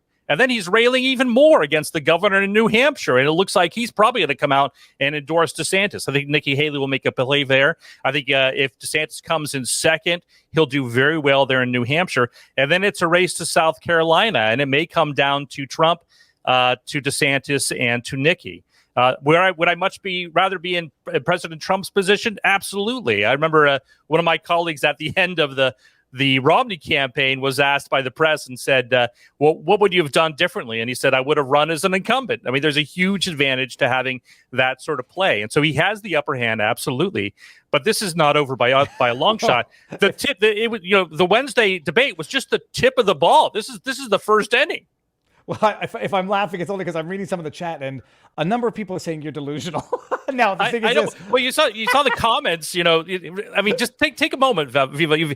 Look at we talked about this. And I think you were in the comments on the tweet last night proposing this show for Jenna and myself, right? And you saw a lot of people saying, I don't even want to listen. I don't even want to talk. Well, here's the thing, Joe. We hear that a lot of people do not want to engage on this issue and don't want to take the very specific critiques that I've made here, okay? Because they don't want to face up to the issue that President Trump is in a lot of trouble legally. We can fight for him and say he's completely, the legal system has completely pulled one over on him, and this is awful. But we can also at the same time make the determination he is not the best candidate for a winning ticket in 2024. Well, to a lot of people saying I'm tuning out and whatever, I mean, if there's a dozen people that said that out of half a million followers on Twitter and however, and we got some good viewers today, so I appreciate that. It's not a humble flex, people. It's just say there's always the vocal individuals who and I don't even think people mean it, but and I also don't care. I'm not going to avoid a discussion with someone whatever. But I also appreciate. I'm a little out of my wheelhouse in determining the veracity of what you just said, just from a practical basis. Let's just say whatever you just said happens. He goes to Iowa, and DeSantis wins Iowa despite polling at 2%.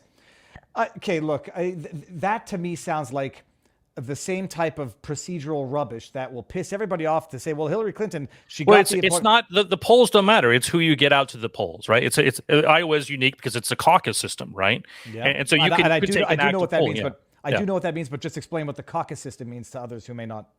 So the caucus system is basically within certain counties and registrations. There are about 125 counties there in Iowa, and they get together and they take basically straw polls and they say, did anyone get, I think, 60% or over, and then they're the winner of that particular caucus. If they don't, then you go to you take another ballot. And so it's a crazy scene. Only in a few states do we have that sort of caucusing going on, but it's always the first one. So January 5th, right? I think it's or is it 15th? I can't remember. But I think it's the 5th, and then New Hampshire is the 15th. They'll come out, and those are the two big 1-2s.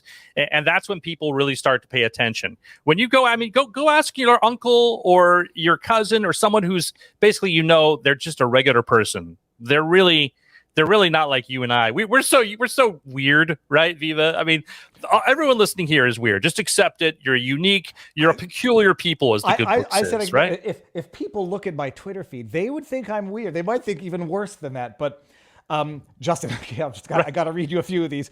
Go ahead. Health Sport says, Viva, will Justin come on after DeSantis loses and tell us how wrong he was? Mighty Pest says, save this interview so he can eat his words. Well, I predicted Trump was going to win. I predicted he was going to lose. I predicted we were going to lose the 2022. I have a pretty good track record going. So we'll see. Well, hold on a second. I can push back there. It depends on, I don't know, when did you see, because you were initially for the red wave. So you predicted something. If you predict both A and not A, when something happens, you could say you were right. But well, I wrote an article. This was about a week before the midterms, and I said, this is not looking good. Well, and it's because everyone thought the mail-in ballots were going to come down to regular levels, but they didn't. And but Justin, that's like saying that at the caucus. Well, 5 minutes before the caucus, I'm going to say, oh, now it doesn't look so good for DeSantis. Fair enough. Yeah. But Okay, and also I'll say this: even if it's, I understand the procedure of the caucuses, and sometimes I don't know if it's as lawless as the DNC in terms of we don't care, we're just giving our delegates to whomever. If there's a result that so wildly does not reflect what is clearly the will of the GOP base, well, okay, DeSantis gets the nomination. He's going to lose because Trump supporters are just going to say, F you. You effed me, because, and by not getting our candidate that 60% of the base wants, and you stuck DeSantis in there, we're not going to vote for DeSantis, so enjoy losing the election. Look, everyone thought the same thing about McCain. Everyone thought the same thing about Romney. But in the end, people rallied and said, yeah, you know what, we'll try to get them. Now, they both lost, you're right, but they both lost about really strong candidate Barack Obama. And the question is now, I think the one thing that Trump or anyone who gets the nomination has going for them, we're going to be hitting perhaps the greatest financial recession of our lifetimes, because that's my prediction based on everything I see there. It's going to make 2008 look a little bit like child's play in some sectors of the economy. And that's already starting to happen. And so that's going to be what we're both going to be walking into. Now, President Obama was able to weather that storm because of, his personality and everything else and beat McCain.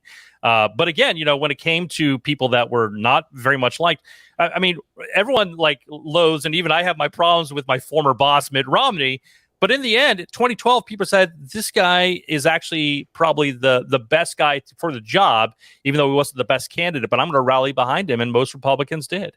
And so I lost. think, he lost. And he lost. But I think you're right, he did. But you look back, and I think in the end, you're going to find a lot of people rally to it. I think you're right. I mean, this is why DeSantis doesn't come out very strongly, and a lot of people on the DeSantis side say, "I wish he would hit Trump harder," And it's like, no, he understands that you have to recognize a big portion of the base is MAGA. No, and I'm at heart, I'm a MAGA guy, but at the same time, I think that it's a movement. It's not a person. We need to move beyond sort of the cult mystique of this thing.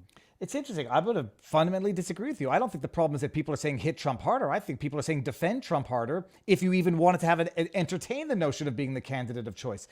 People in the chat in vivabarneslaw.locals.com, Aunt M says, sorry, Justin, he is the only candidate, only in caps, for the winning ticket. And then there was the only one who can really drain the swamp is RFK Jr. That's Jeanette Victoria. But I think there's a great many people out there rightly saying, even if he's running for president or the nomination, he should be defending Trump more. That's my critique against DeSantis. Well, tell me this. So let's say Trump gets in the office. Who's going to work for him? Give me one member of his former cabinet who either one, he didn't fire, two, still supports him, and three, you like what they did.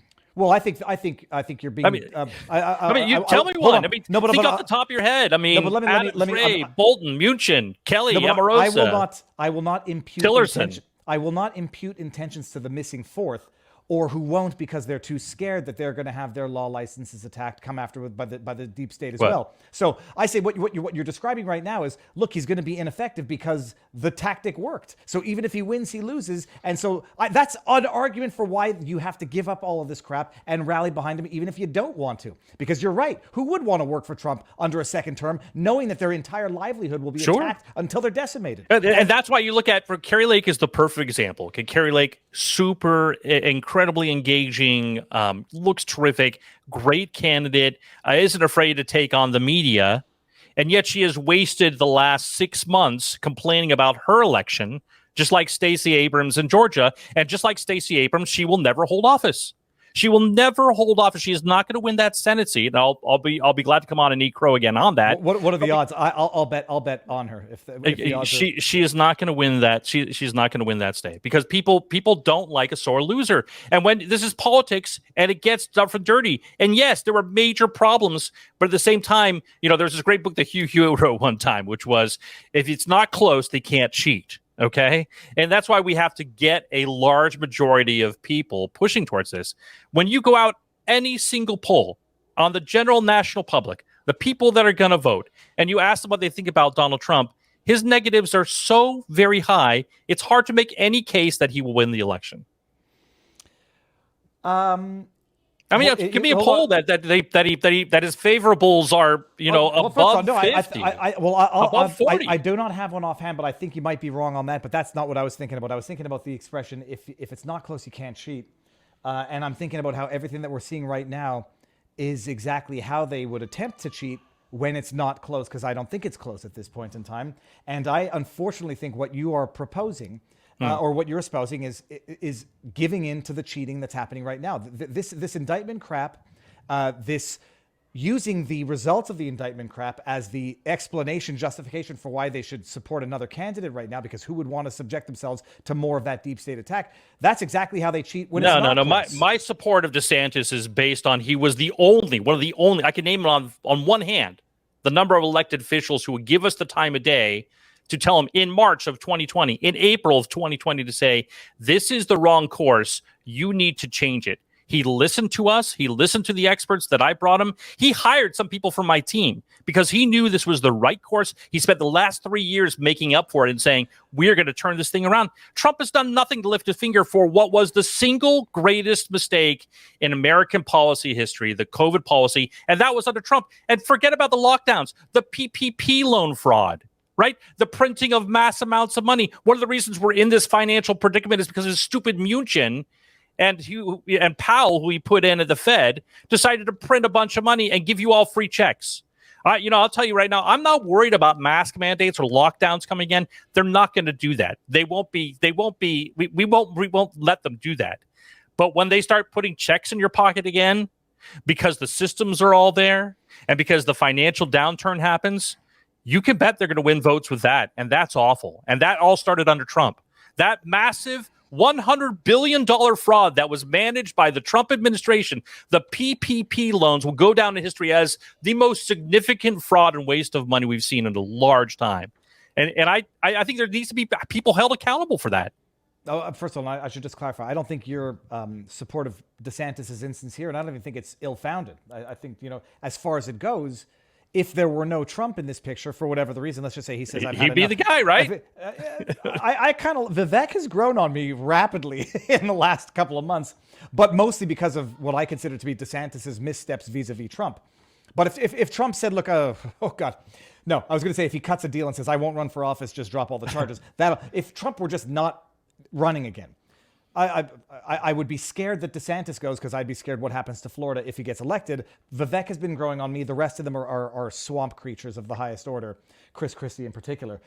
So that I don't attack your support of DeSantis, but just under the circumstances, I think it's legitimate support, but he's not going to win. Period. Vivek, I think, at this point has a better chance than DeSantis, but maybe $2 million Vivek is out of this race. I mean, here's the thing. $27 million has been spent in negative ads against DeSantis, and he's in second place, okay? Trump has faced maybe $10 million in headwinds. When those ads start pouring in, and they will, I'll give you an example, right? When they do these tests, right, they go out to media markets, and broadcast media, believe it or not, is still the number one channel. I know people think, I don't have any cable. Well, the average voter for a primary is 61 years old across the nation. I think 58, 61 in the early primary states. And so those folks, they're not on Twitter.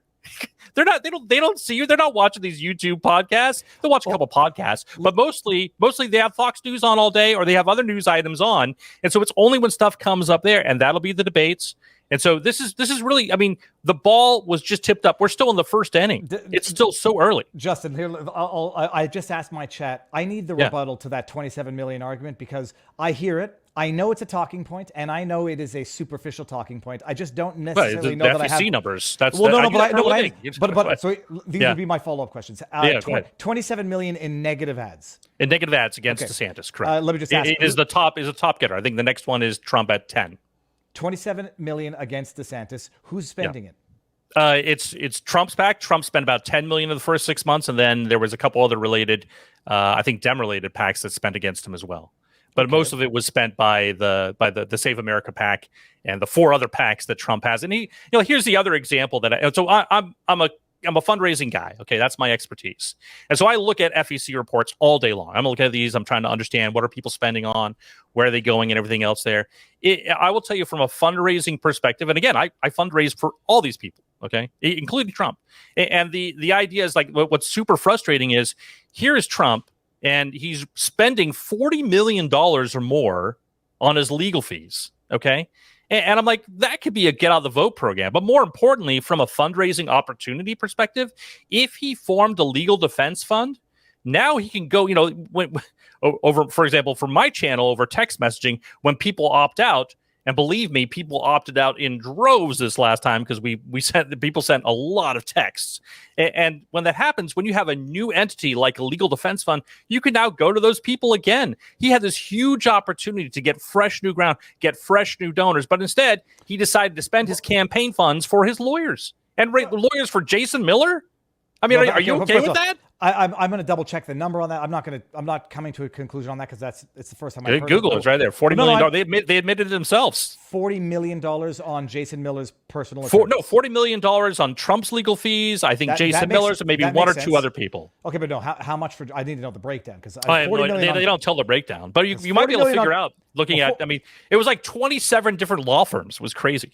Well, I can understand that. I mean, why are you spending campaign? This is why, for example, he raises all his money on his PAC, because a PAC has more, as Jenna just said, so a PAC has more leeway as to how they can spend the money, right? If he were raising this on his primary committee, the Make America Great Again 2024, elect Donald Trump, whatever it's called, right? If he was doing that, he'd have very specific disclosures. He'd have very specific things that he'd have to do to attest exactly what was happening and spending-wise. Save America can do, they have a lot of leeway. And that's why they get away. Why isn't Trump paying for his own legal fees? Well, I mean, can he afford it or can he? No, but I can steal. And why is he? I mean, the average person who donates to a political campaign is like what, 7? I think they're actually the average person is like 55 years old over text message, over direct mail, which is still almost king. It's like 80 years old. Hold on a second. The attack is, why isn't Trump personally paying for his legal fees to defend against these indictments? Why is he using campaign funds to do it? I think most people donating would want that. I think most people donating are donating because of that. Do most people who donate know that? Has anyone complained? Does that pensioner? I mean, if you go through the vast majority of these people who are retirees, right?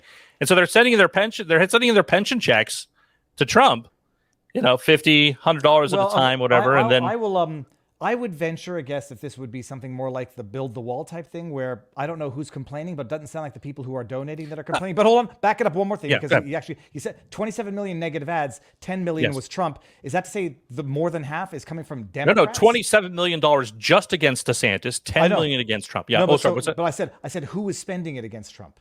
The DeSantis PACs, I think, Never Back Down. The other one, which I can't remember, it's Win Back Big, or can't remember what's called there. But whose PACs are financing the anti-DeSantis ads? There's a couple. One is a specific DeSantis cleared PAC, and one of them is not. And then another one, I think, is Lincoln Group, or a couple other people there as well. Okay, so lots of people want a piece of Trump. Yeah.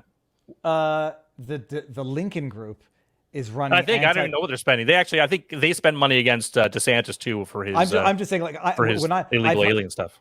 It's not that I'm cynical, but when I hear what seems to be a talking point being repeated by a number of people who are all politically aligned, that 27 million sounds like a talking point. I want to break it down and make sure I understand it. You can find it. Yeah. No, I don't do the number. Yeah. I'm just trying to understand what everyone thinks it means, especially since what is DeSantis is at now 2% and sinking. No. Across the board, if you look at his caucus numbers, you look at New Hampshire, the early states is what all that matters. All that matters is New Hampshire and Iowa and South Carolina, and after that, the rest will take care of itself. It will. It's going to come down to South Carolina, and then if Trump makes it tight, and if DeSantis makes it tight, it'll make it to March 5th. So right now, I would say let's come back in October and let's see where we are. I think that a lot of people will. I'm telling you, a lot. Like right now, if I had to switch candidate and say which one would I rather be on a winning team for, it's the Trump campaign because he's the incumbent. Now, an incumbent should be performing a lot better than Trump right now. But Justin, I say the internet is for. I think a lot of people are going to come back to a lot of segments. Yeah, come back to me. Come back to me. Let's come back in October and let's see October, November, like I think just after Halloween, and then you tell me whose camp you'd rather be in. But now I got to ask. I want to come back to the other thing that I came back to before. Who's paying Trump's legal fees up against all this? his campaign, Save America, is paying his legal fees. Some might hypothesize that the Yes. the very argument to suggest that a man running for president who's being persecuted by all aspects of the government because he's running for government should pay for his own legal fees. That seems like everyone is greenlighting the tactic. That seems like anyone who says that is greenlighting the tactic. The way you get around it is you create your own legal. I raised a lot of money for Sarah Palin on her legal defense fund. And in Alaska, they have these terrible laws up there, which basically say the governor has to pay her own legal fees. And so she had to quit the governorship. Otherwise, she wouldn't be able to raise the money she needed to defend herself in that legal case. And I was part of the team that helped raise a lot of money for her to raise and defend herself there. Trump could raise so much money and I heard he was getting one together, but I haven't seen it yet. But instead, for example, like how here it is, DeSantis is spending and the PACs are spending all their money on knocking doors, some ads, building up the base, trying to get people interested in the caucus, getting him to debates, doing these bus tours. And meanwhile, Trump is bragging about his score of 67 golf. He's not anywhere near. Now, maybe he doesn't need to, but what do you think he could do with that $40 million? He complains all the time about, man, we need to get out the vote program. We need to stop these, shenanigans about ballot harvesting. It seems about $40 million would be a good start for that. I can hear people screaming at you through the... Am I wrong? I mean, I'm wrong. I think, well, first of all, I think you're wrong on quite a few things, but I also think I love to be countered otherwise. So that's even the tactic of like the appealing to the golf thing is people. On that same day, there's Governor DeSantis, and he's pressing the flesh with people in Iowa, and Trump is bragging about his very, I think, dubious golf score, as most golf experts have told me. If I shot a 67 and won a seniors tournament, you damn well better bet your butt I'd be bragging about that. Why isn't he out just visiting people in Iowa and New Hampshire, shoring up his support? He's already lost 150 chairs there in Iowa. No one in any of the counties on the leadership supports him. In New Hampshire, he's probably going to lose there as well. He has a pretty good shot there, but we'll see. I just got interrupted by a child who didn't. Don't worry, I've got 8 of them and one on the way there. So shut the front door. Yeah, all of them out of your body. Oh no! It's Brady Bunch. My current wife, and I have 3 and 1 due in December. Yeah, but I have 3 older kids and then you 2 had 3 young ones. They were like 6, 5. Yeah, I got 6. That's good memory. That's right. Yeah. So. Jeez. Oh man. Okay. By the way, and I don't want anybody thinking that disagree with you, Justin. I know the internet's. No, we're passionate. I think the one thing is, Republicans like a good primary debate. They don't want it to go on forever. Like, I think if this goes past March 5th, then we start losing a lot of voters because, like, look, just get your act together. But I think they want a good debate, and I think people who are calling for there to be, an absolute crowning of some coronation of Trump are misled. And I think you really ought to look at the issues and say, if he can survive this, he will come out stronger. Let me bring up, I'm going to share the screen here. This is going to be something, I didn't do this the last time because I don't know why we didn't have Rumble rants. Let me bring it here. There's some questions in here for you, but I'll just read a few of these. Love it. But he's backing whoever puts their hand on the Bible is the legitimate president. DeSantis told them they could fortify against him as much as they want, and he will fold. That's Ginger Ninja. If Ron is so strong on COVID, where is his grand jury acting on Pfizer? Yeah, I'd love to see the grand jury act a little more. I know Jay Bhattacharya, I know Martin really well, and I'd love to see some action on that. Beefers says, Viva, I assumed he learned something. Well, what? Isn't that just some kind of blind faith? Trump has never met a failure he can't blame on someone else. Where is his mea culpa on lockdowns? Well, the rebuttal to the lockdown argument is that it's a state decision and that he didn't have the control over that. Viva, we were all there. I mean, we all saw him over the pulpit. It's not like he was saying, you know what? I hate these lockdowns, but Dr. Fauci says. But he was right there. No, but he would literally call the governor of Georgia and say, "I hate that you're opening up. You're making me look bad in the press." Right? He would literally send missives over the bow to DeSantis saying, "Why are you opening up? You shouldn't be opening up." Right? I mean, we were all there. We saw. I mean, don't gaslight us. I mean, yeah, technically, it's like that one kid you have a sleepover with, right? When you're young, right? You got like 10 kids. You're all having a great time on a Friday night. You're like 10, 11, 12 years old. And then this is a John Mulaney joke. And then there's that one kid, and you go, hey, isn't this a great Friday night? And the kid goes, well, technically, it's a Saturday, so it's the morning. And you're like, get out of here. Right, I mean, come on, we all do. We were all there. No. Well, first of all, I'll say 2 things to that. But certainly, as relates to the gaslighting, I know you don't mean it the way some people take it. Yeah. people bring out the tweet of Trump saying Sweden's opening up is going to be bad news, and then they don't mention that was March or April 2020. I mean, yeah, but I've got the tweets of him saying it's not up to the governors, it's up to me. Right? He literally thought it was up to him. But it wasn't. So that he may have said bombastic and again, things. I acknowledge DeSantis did lock down the state of Florida for a few weeks. And then he opened back, and he spent the last 3 years trying to make amends for it, make sure it doesn't happen again. But I like I like what DeSantis did here, and I do think Trump has to answer for some of the broader policies over which he had control. Yes. But to blame him for state lockdowns, I mean, I think that's not a fair argument. Okay, so can I blame him for the PPP? Can I blame him for printing as much money as the heaven will bear out? So right? long as you can acknowledge... I blame him for Frei and Bolton and Muchin and Barr and Rosa and Scaramucci? So long as we can agree on the first one, I think we've made headway. So hold on.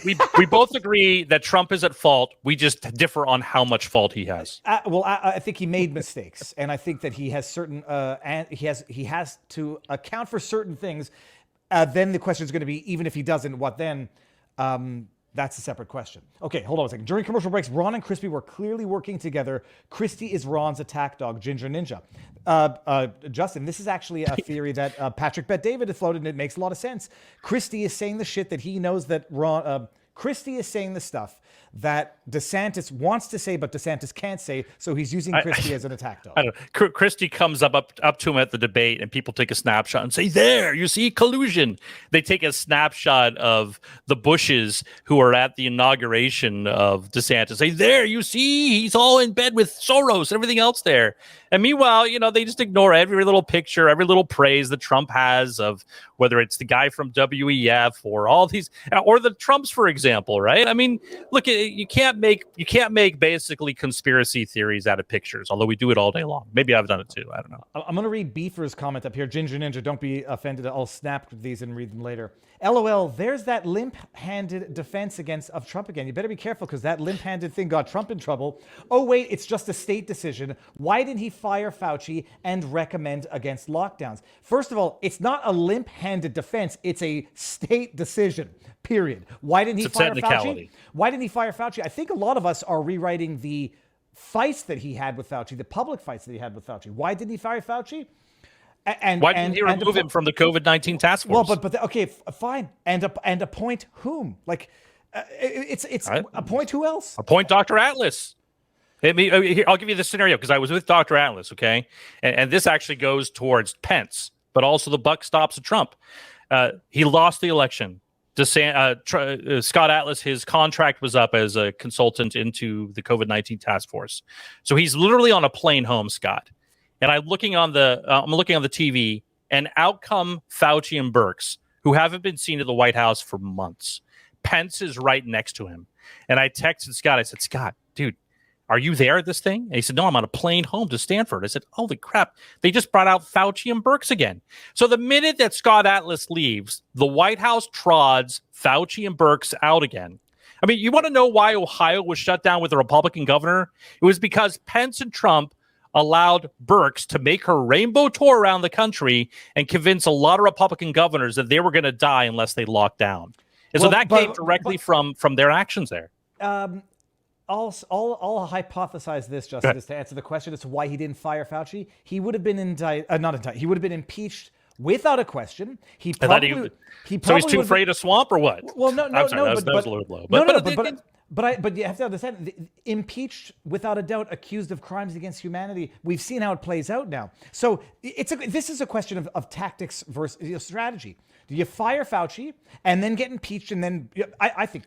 Well, how did it work out by not firing Fauci? Well, but hindsight's 2020, and it's very easy for those who didn't make not for those of us who were talking about this in 2020 of March. Oh, well, I don't think. No, hold on. I don't think anybody was talking about impeachment, but the prospect of the impeachment. No, we're talking about changing all the policies that Trump and Fauci put in place. Well, hold on, but stick with one thing. Why not to fire Fauci? Impeachment would have been the obvious answer. Some might say strategically better to fight with him publicly, take the heat publicly, while changing the narrative a little bit, because everybody seems to be downplaying or outright forgetting all of the fights that he had with Fauci, all of the things that he was talking about, alternative medicines that people weren't. And it's not to defend him for everything, because I don't think he deserves criticism. That being said, we cannot rewrite history either to say he didn't talk about ivermectin, he didn't talk about hydroxychloroquine, he didn't talk about how, mistakes Fauci was making. He was fighting publicly with them. So he chose a strategy. It's very easy for those who don't do to say what went wrong with those that did do. And that's it. And then you vote with your hands at the end of the day. So I can understand the gripes and the grievances. The only question is, it's very easy to say, well, I would have fired Fauci and hired Atlas. Well, that's great. You're impeaching crimes against humanity. Yeah, look, this is a difficult thing. And I hate to say, because I loved some of the stuff that Trump, he was the right bull in the China shop that we needed. But now this bull is a little bit out of control, and I think it's time to put him back in the pen, or other people are going to do it for him. I don't think he's the guy we can actually. I mean, you look at, for example, how he lost seats, lost governorships, lost houses in 2018, lost again in 2020, lost again in 2022, and it's like, what do we do here? I mean, you mentioned at the top of the hour the vaccines, right, and how they were going to pin it on Trump. Well, all the evidence of the vaccine injuries that are coming out now were because of the corners they cut to get it to market. The corners that they cut that led to infected vials, the corners they cut that led to shortened time of expansion. And Trump, to this day, just the other day, is bragging about, I kicked the FDA's butt to get this warp speed, right? Yeah, well, they may come back to haunt him.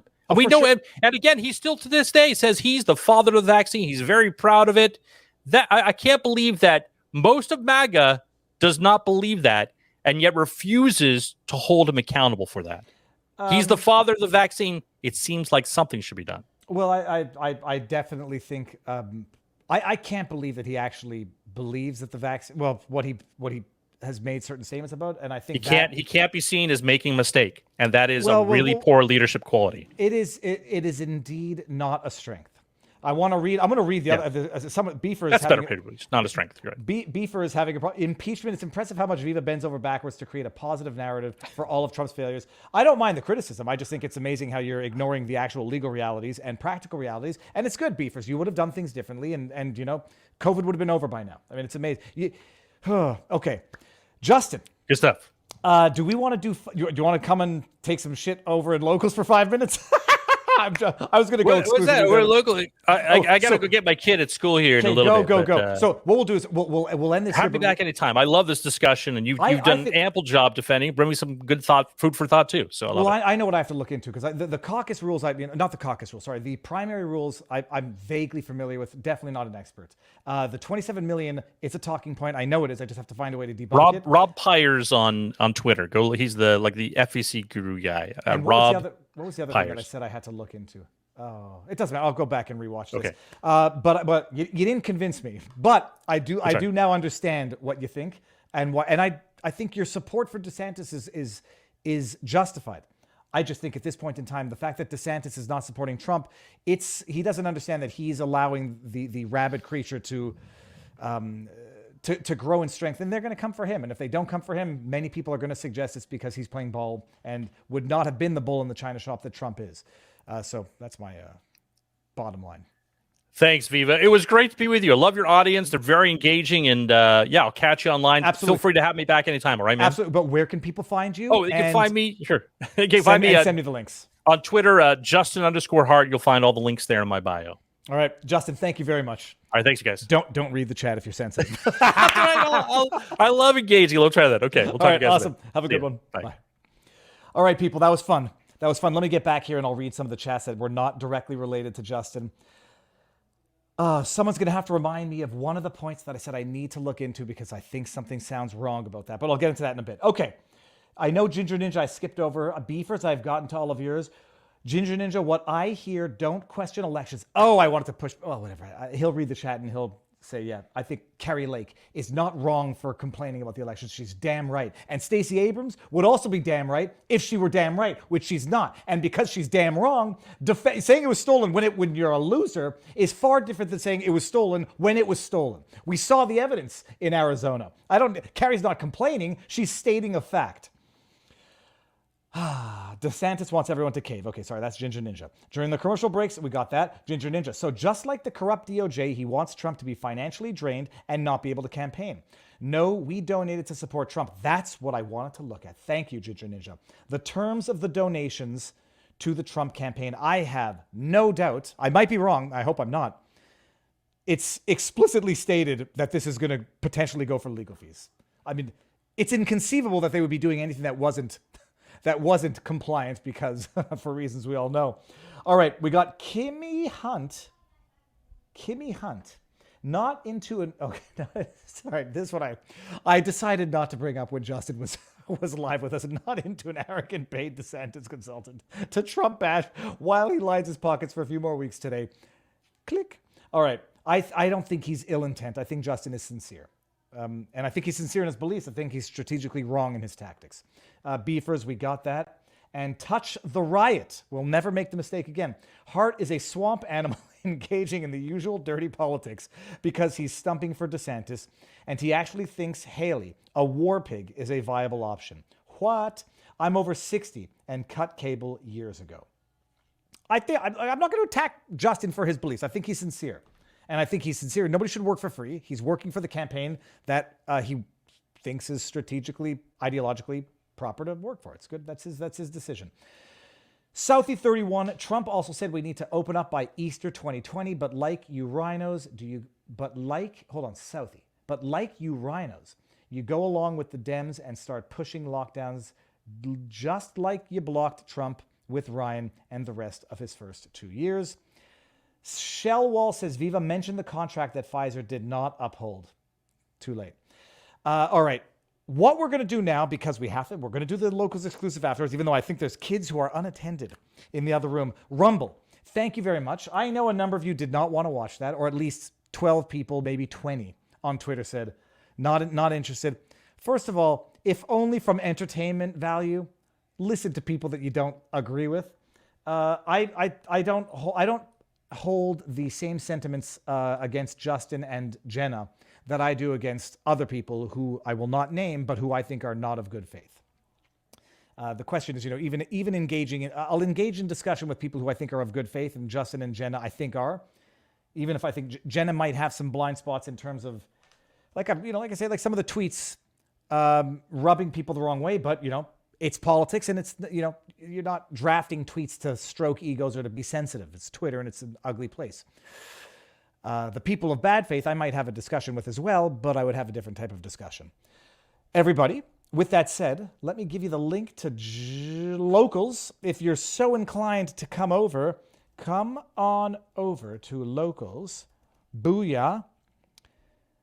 Oh, hold on one second here. I see a chat that I want to read. Hold on. Screen up. I rarely get to be here live, but I enjoyed it. Agreed with him for the most part. That's Art Vandelay 42. Vandelay Industries. And then we got DeYoung. TDS goes both ways. For some, he's the devil. For others, he is the second coming of Christ. I think that's an oversimplification. Right now, you have to deal with the candidates that you have. And the candidates that you have are Trump, who's got massive support for his base, GOP. And then you got those other people. And the other side is Biden. So you might want someone else in there. Oh, you got RFK as well. You might want someone else in there, but you got who you got. And among who you got, who is the best? Who is the best one? Will Trump have learned from his mistakes to take down the deep state if he ever gets reelected? If he hasn't, and this is the degree to which they're going to prevent him from getting reelected, we got like two sort of mutually incompatible stories being told at the same time. Oh, so that's it. Let's go over to Locals, and then we're going to have a little exclusive after party. Locals after party. I know that Barnes is probably going to watch this and have a field day with some of it. All right, Rumble, if you're not coming over to Locals, thank you for being here. vivabarneslaw.locals.com. For those of you who are coming over, I think I got to a lot of the questions in Rumble anyhow, but we'll have a little afternoon discussion anyhow. And that's it. And after that, maybe I'll go fly fishing again. I got to finish Tucker's book. Chadwick, now I forget his last name. Chadwick, the author. Chadwick, it starts with an M. Chadwick Moore. Tucker's autobiography or biography. It's good. I was listening to it while fly fishing, and it was very apropos. So I'm going to end this on Rumble right now. We'll be live tomorrow again, obviously, because what else is there to do in the world than keep up to date with the descent into madness? VivaBarnesLaw.locals.com if you want to support us. Thank you all for being here. Snip, clip, share away. I suspect I'll be seeing a number of these clips either by the pro-DeSantis crowd or the anti-DeSantis crowd or the pro-Trump crowd. But thank you all for being here. I will see you all in Locals in about 5 seconds. 4, 3, 2, 1. Booyah. Locals. No evidence that Trump has learned. Couple weeks ago, he was with Graham again. So concerning. That's Healthport. Then that came from Quiet Texan. Then we got JP Spooner says no evidence. Barnes addressed that. Mighty Piss says painful. Can't wait for the Barnes rant. Viva JP Spooner. Oh yeah, but I think Barnes will probably watch that. I mean, and that's why like even the jab. You know, Barnes attacks on Jenna Ellis. It is the internet. It's politics. I shouldn't say it's the internet. It's politics. It's not going to be friendly. It's not intended to be friendly. And there's no real, polite way of really saying someone's political acumen is off. There's no polite way of saying it. Jenna says it the way she wants to say it with others, knowing that it's going to come. People are going to respond in kind. Barnes does it with Jenna.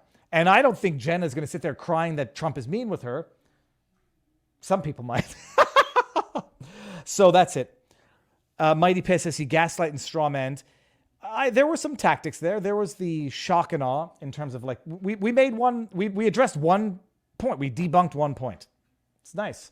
I remember Trump saying, open up with the schools and stuff. I don't remember the date, but a lot of these critiques are conveniently omitting the dates. First 2 weeks, 2 months, all shit's breaking loose. I won't give people credit. I'll give people the benefit of the doubt. I'll even give them a pass on having made overt mistakes.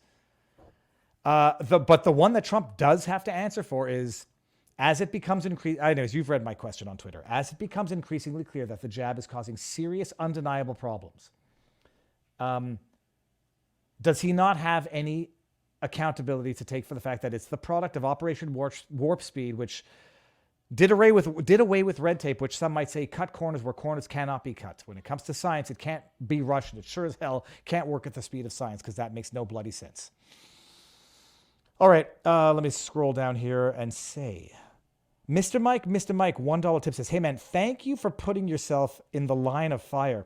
I also don't want people. Look, Justin Hart says on Twitter, invite me on and we'll talk, and I'm not a coward. And a lot of people say it.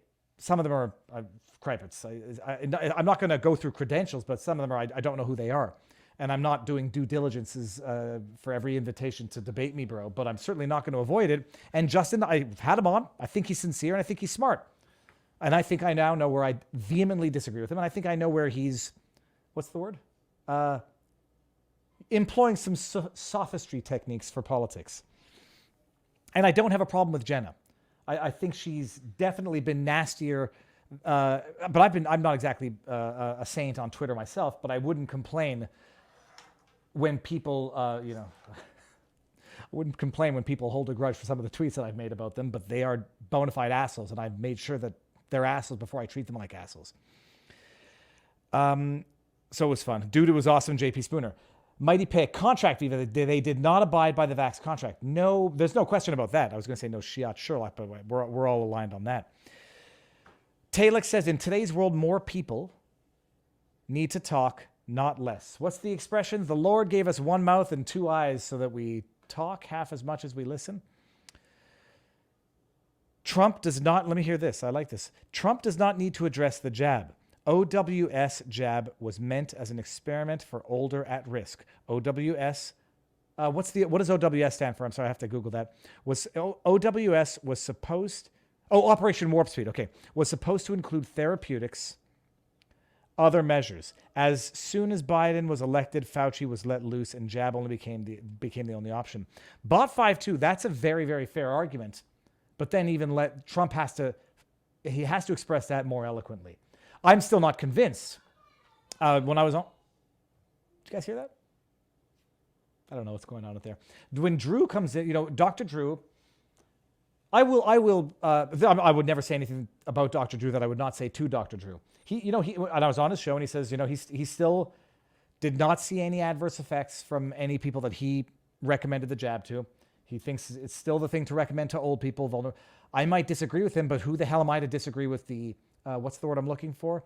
Observational conclusions of a practicing doctor. I mean, I can appreciate that. I know that I will not agree with him, and I will know that who the hell am I to not agree with him, but I'm not going to agree with him on that.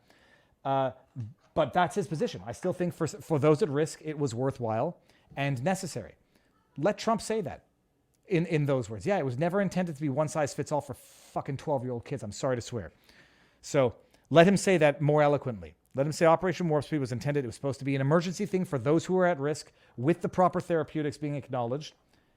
But what I would rather Trump do is say, yeah, they cut corners. They hid stuff from me. They hid the data. I now know that they did. It was hidden from me at the time.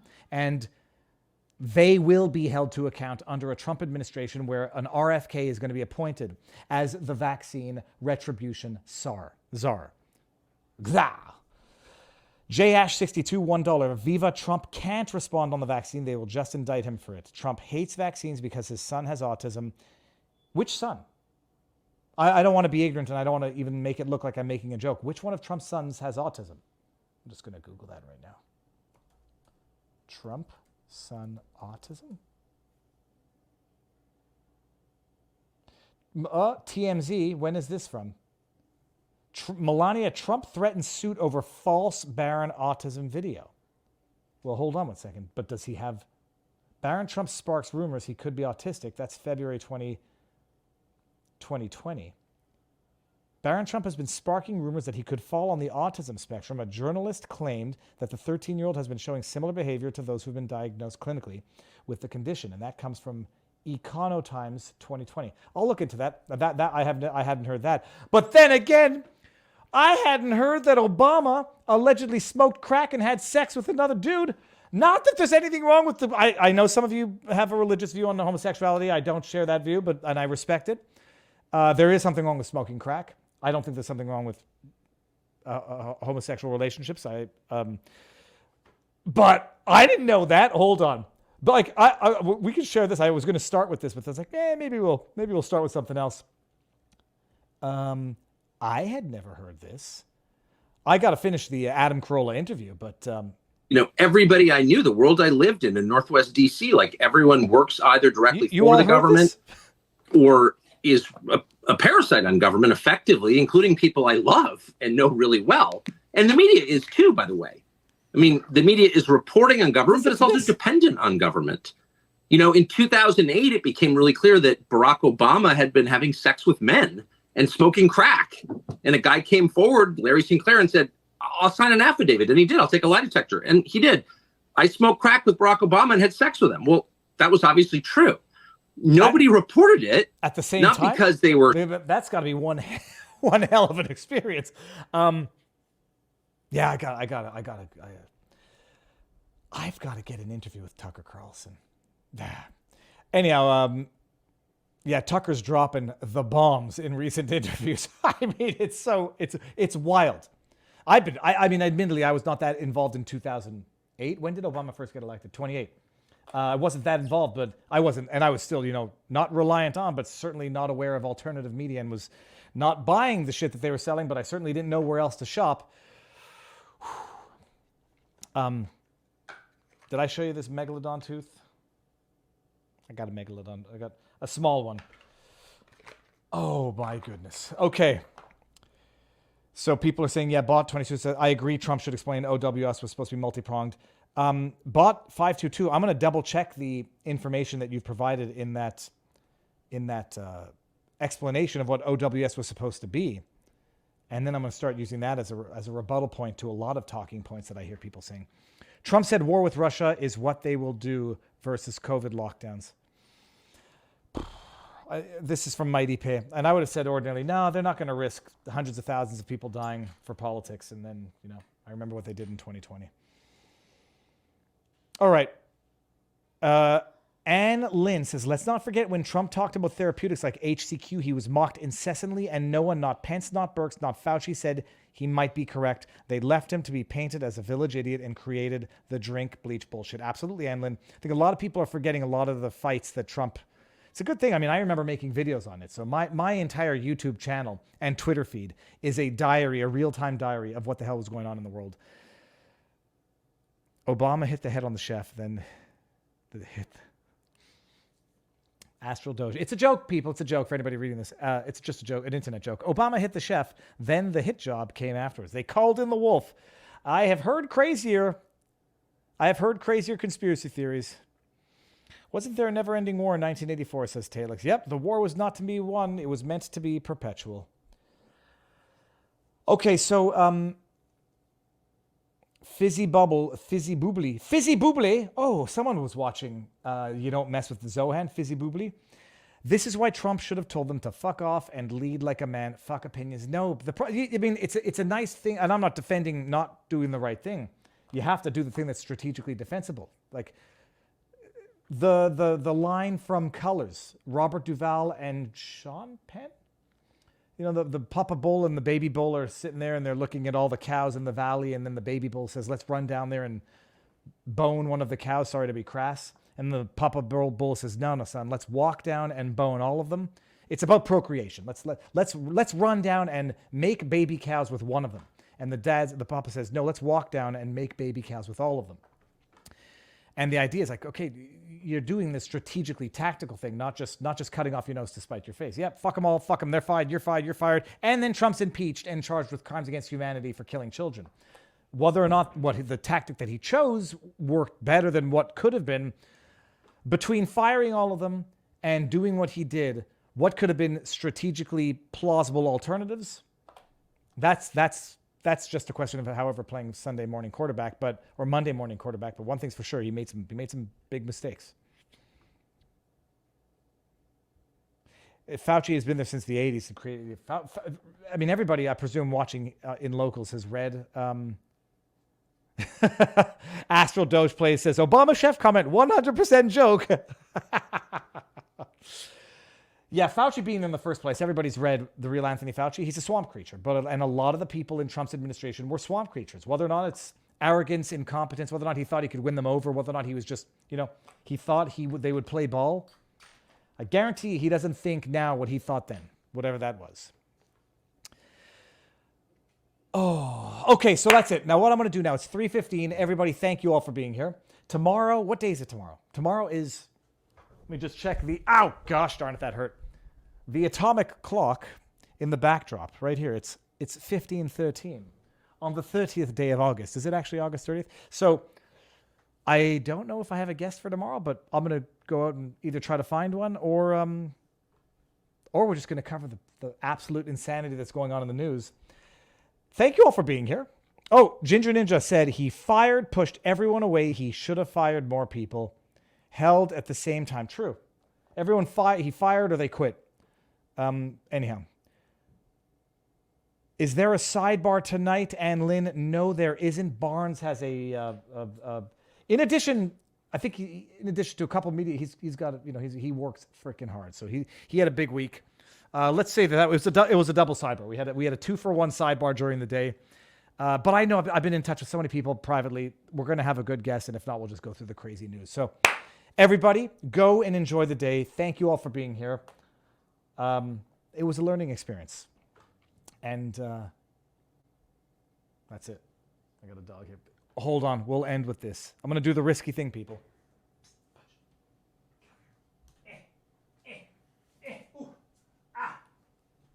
Here we go. This is Pudge. Proof of life. She's good. Oh, yes. And I think there might be. It's not happening. Is it happening? It might happen. I'm going to take her outside and do it outside. Enjoy the day. I will see you all tomorrow. Godspeed. God bless. Peace out, peeps. Booyah.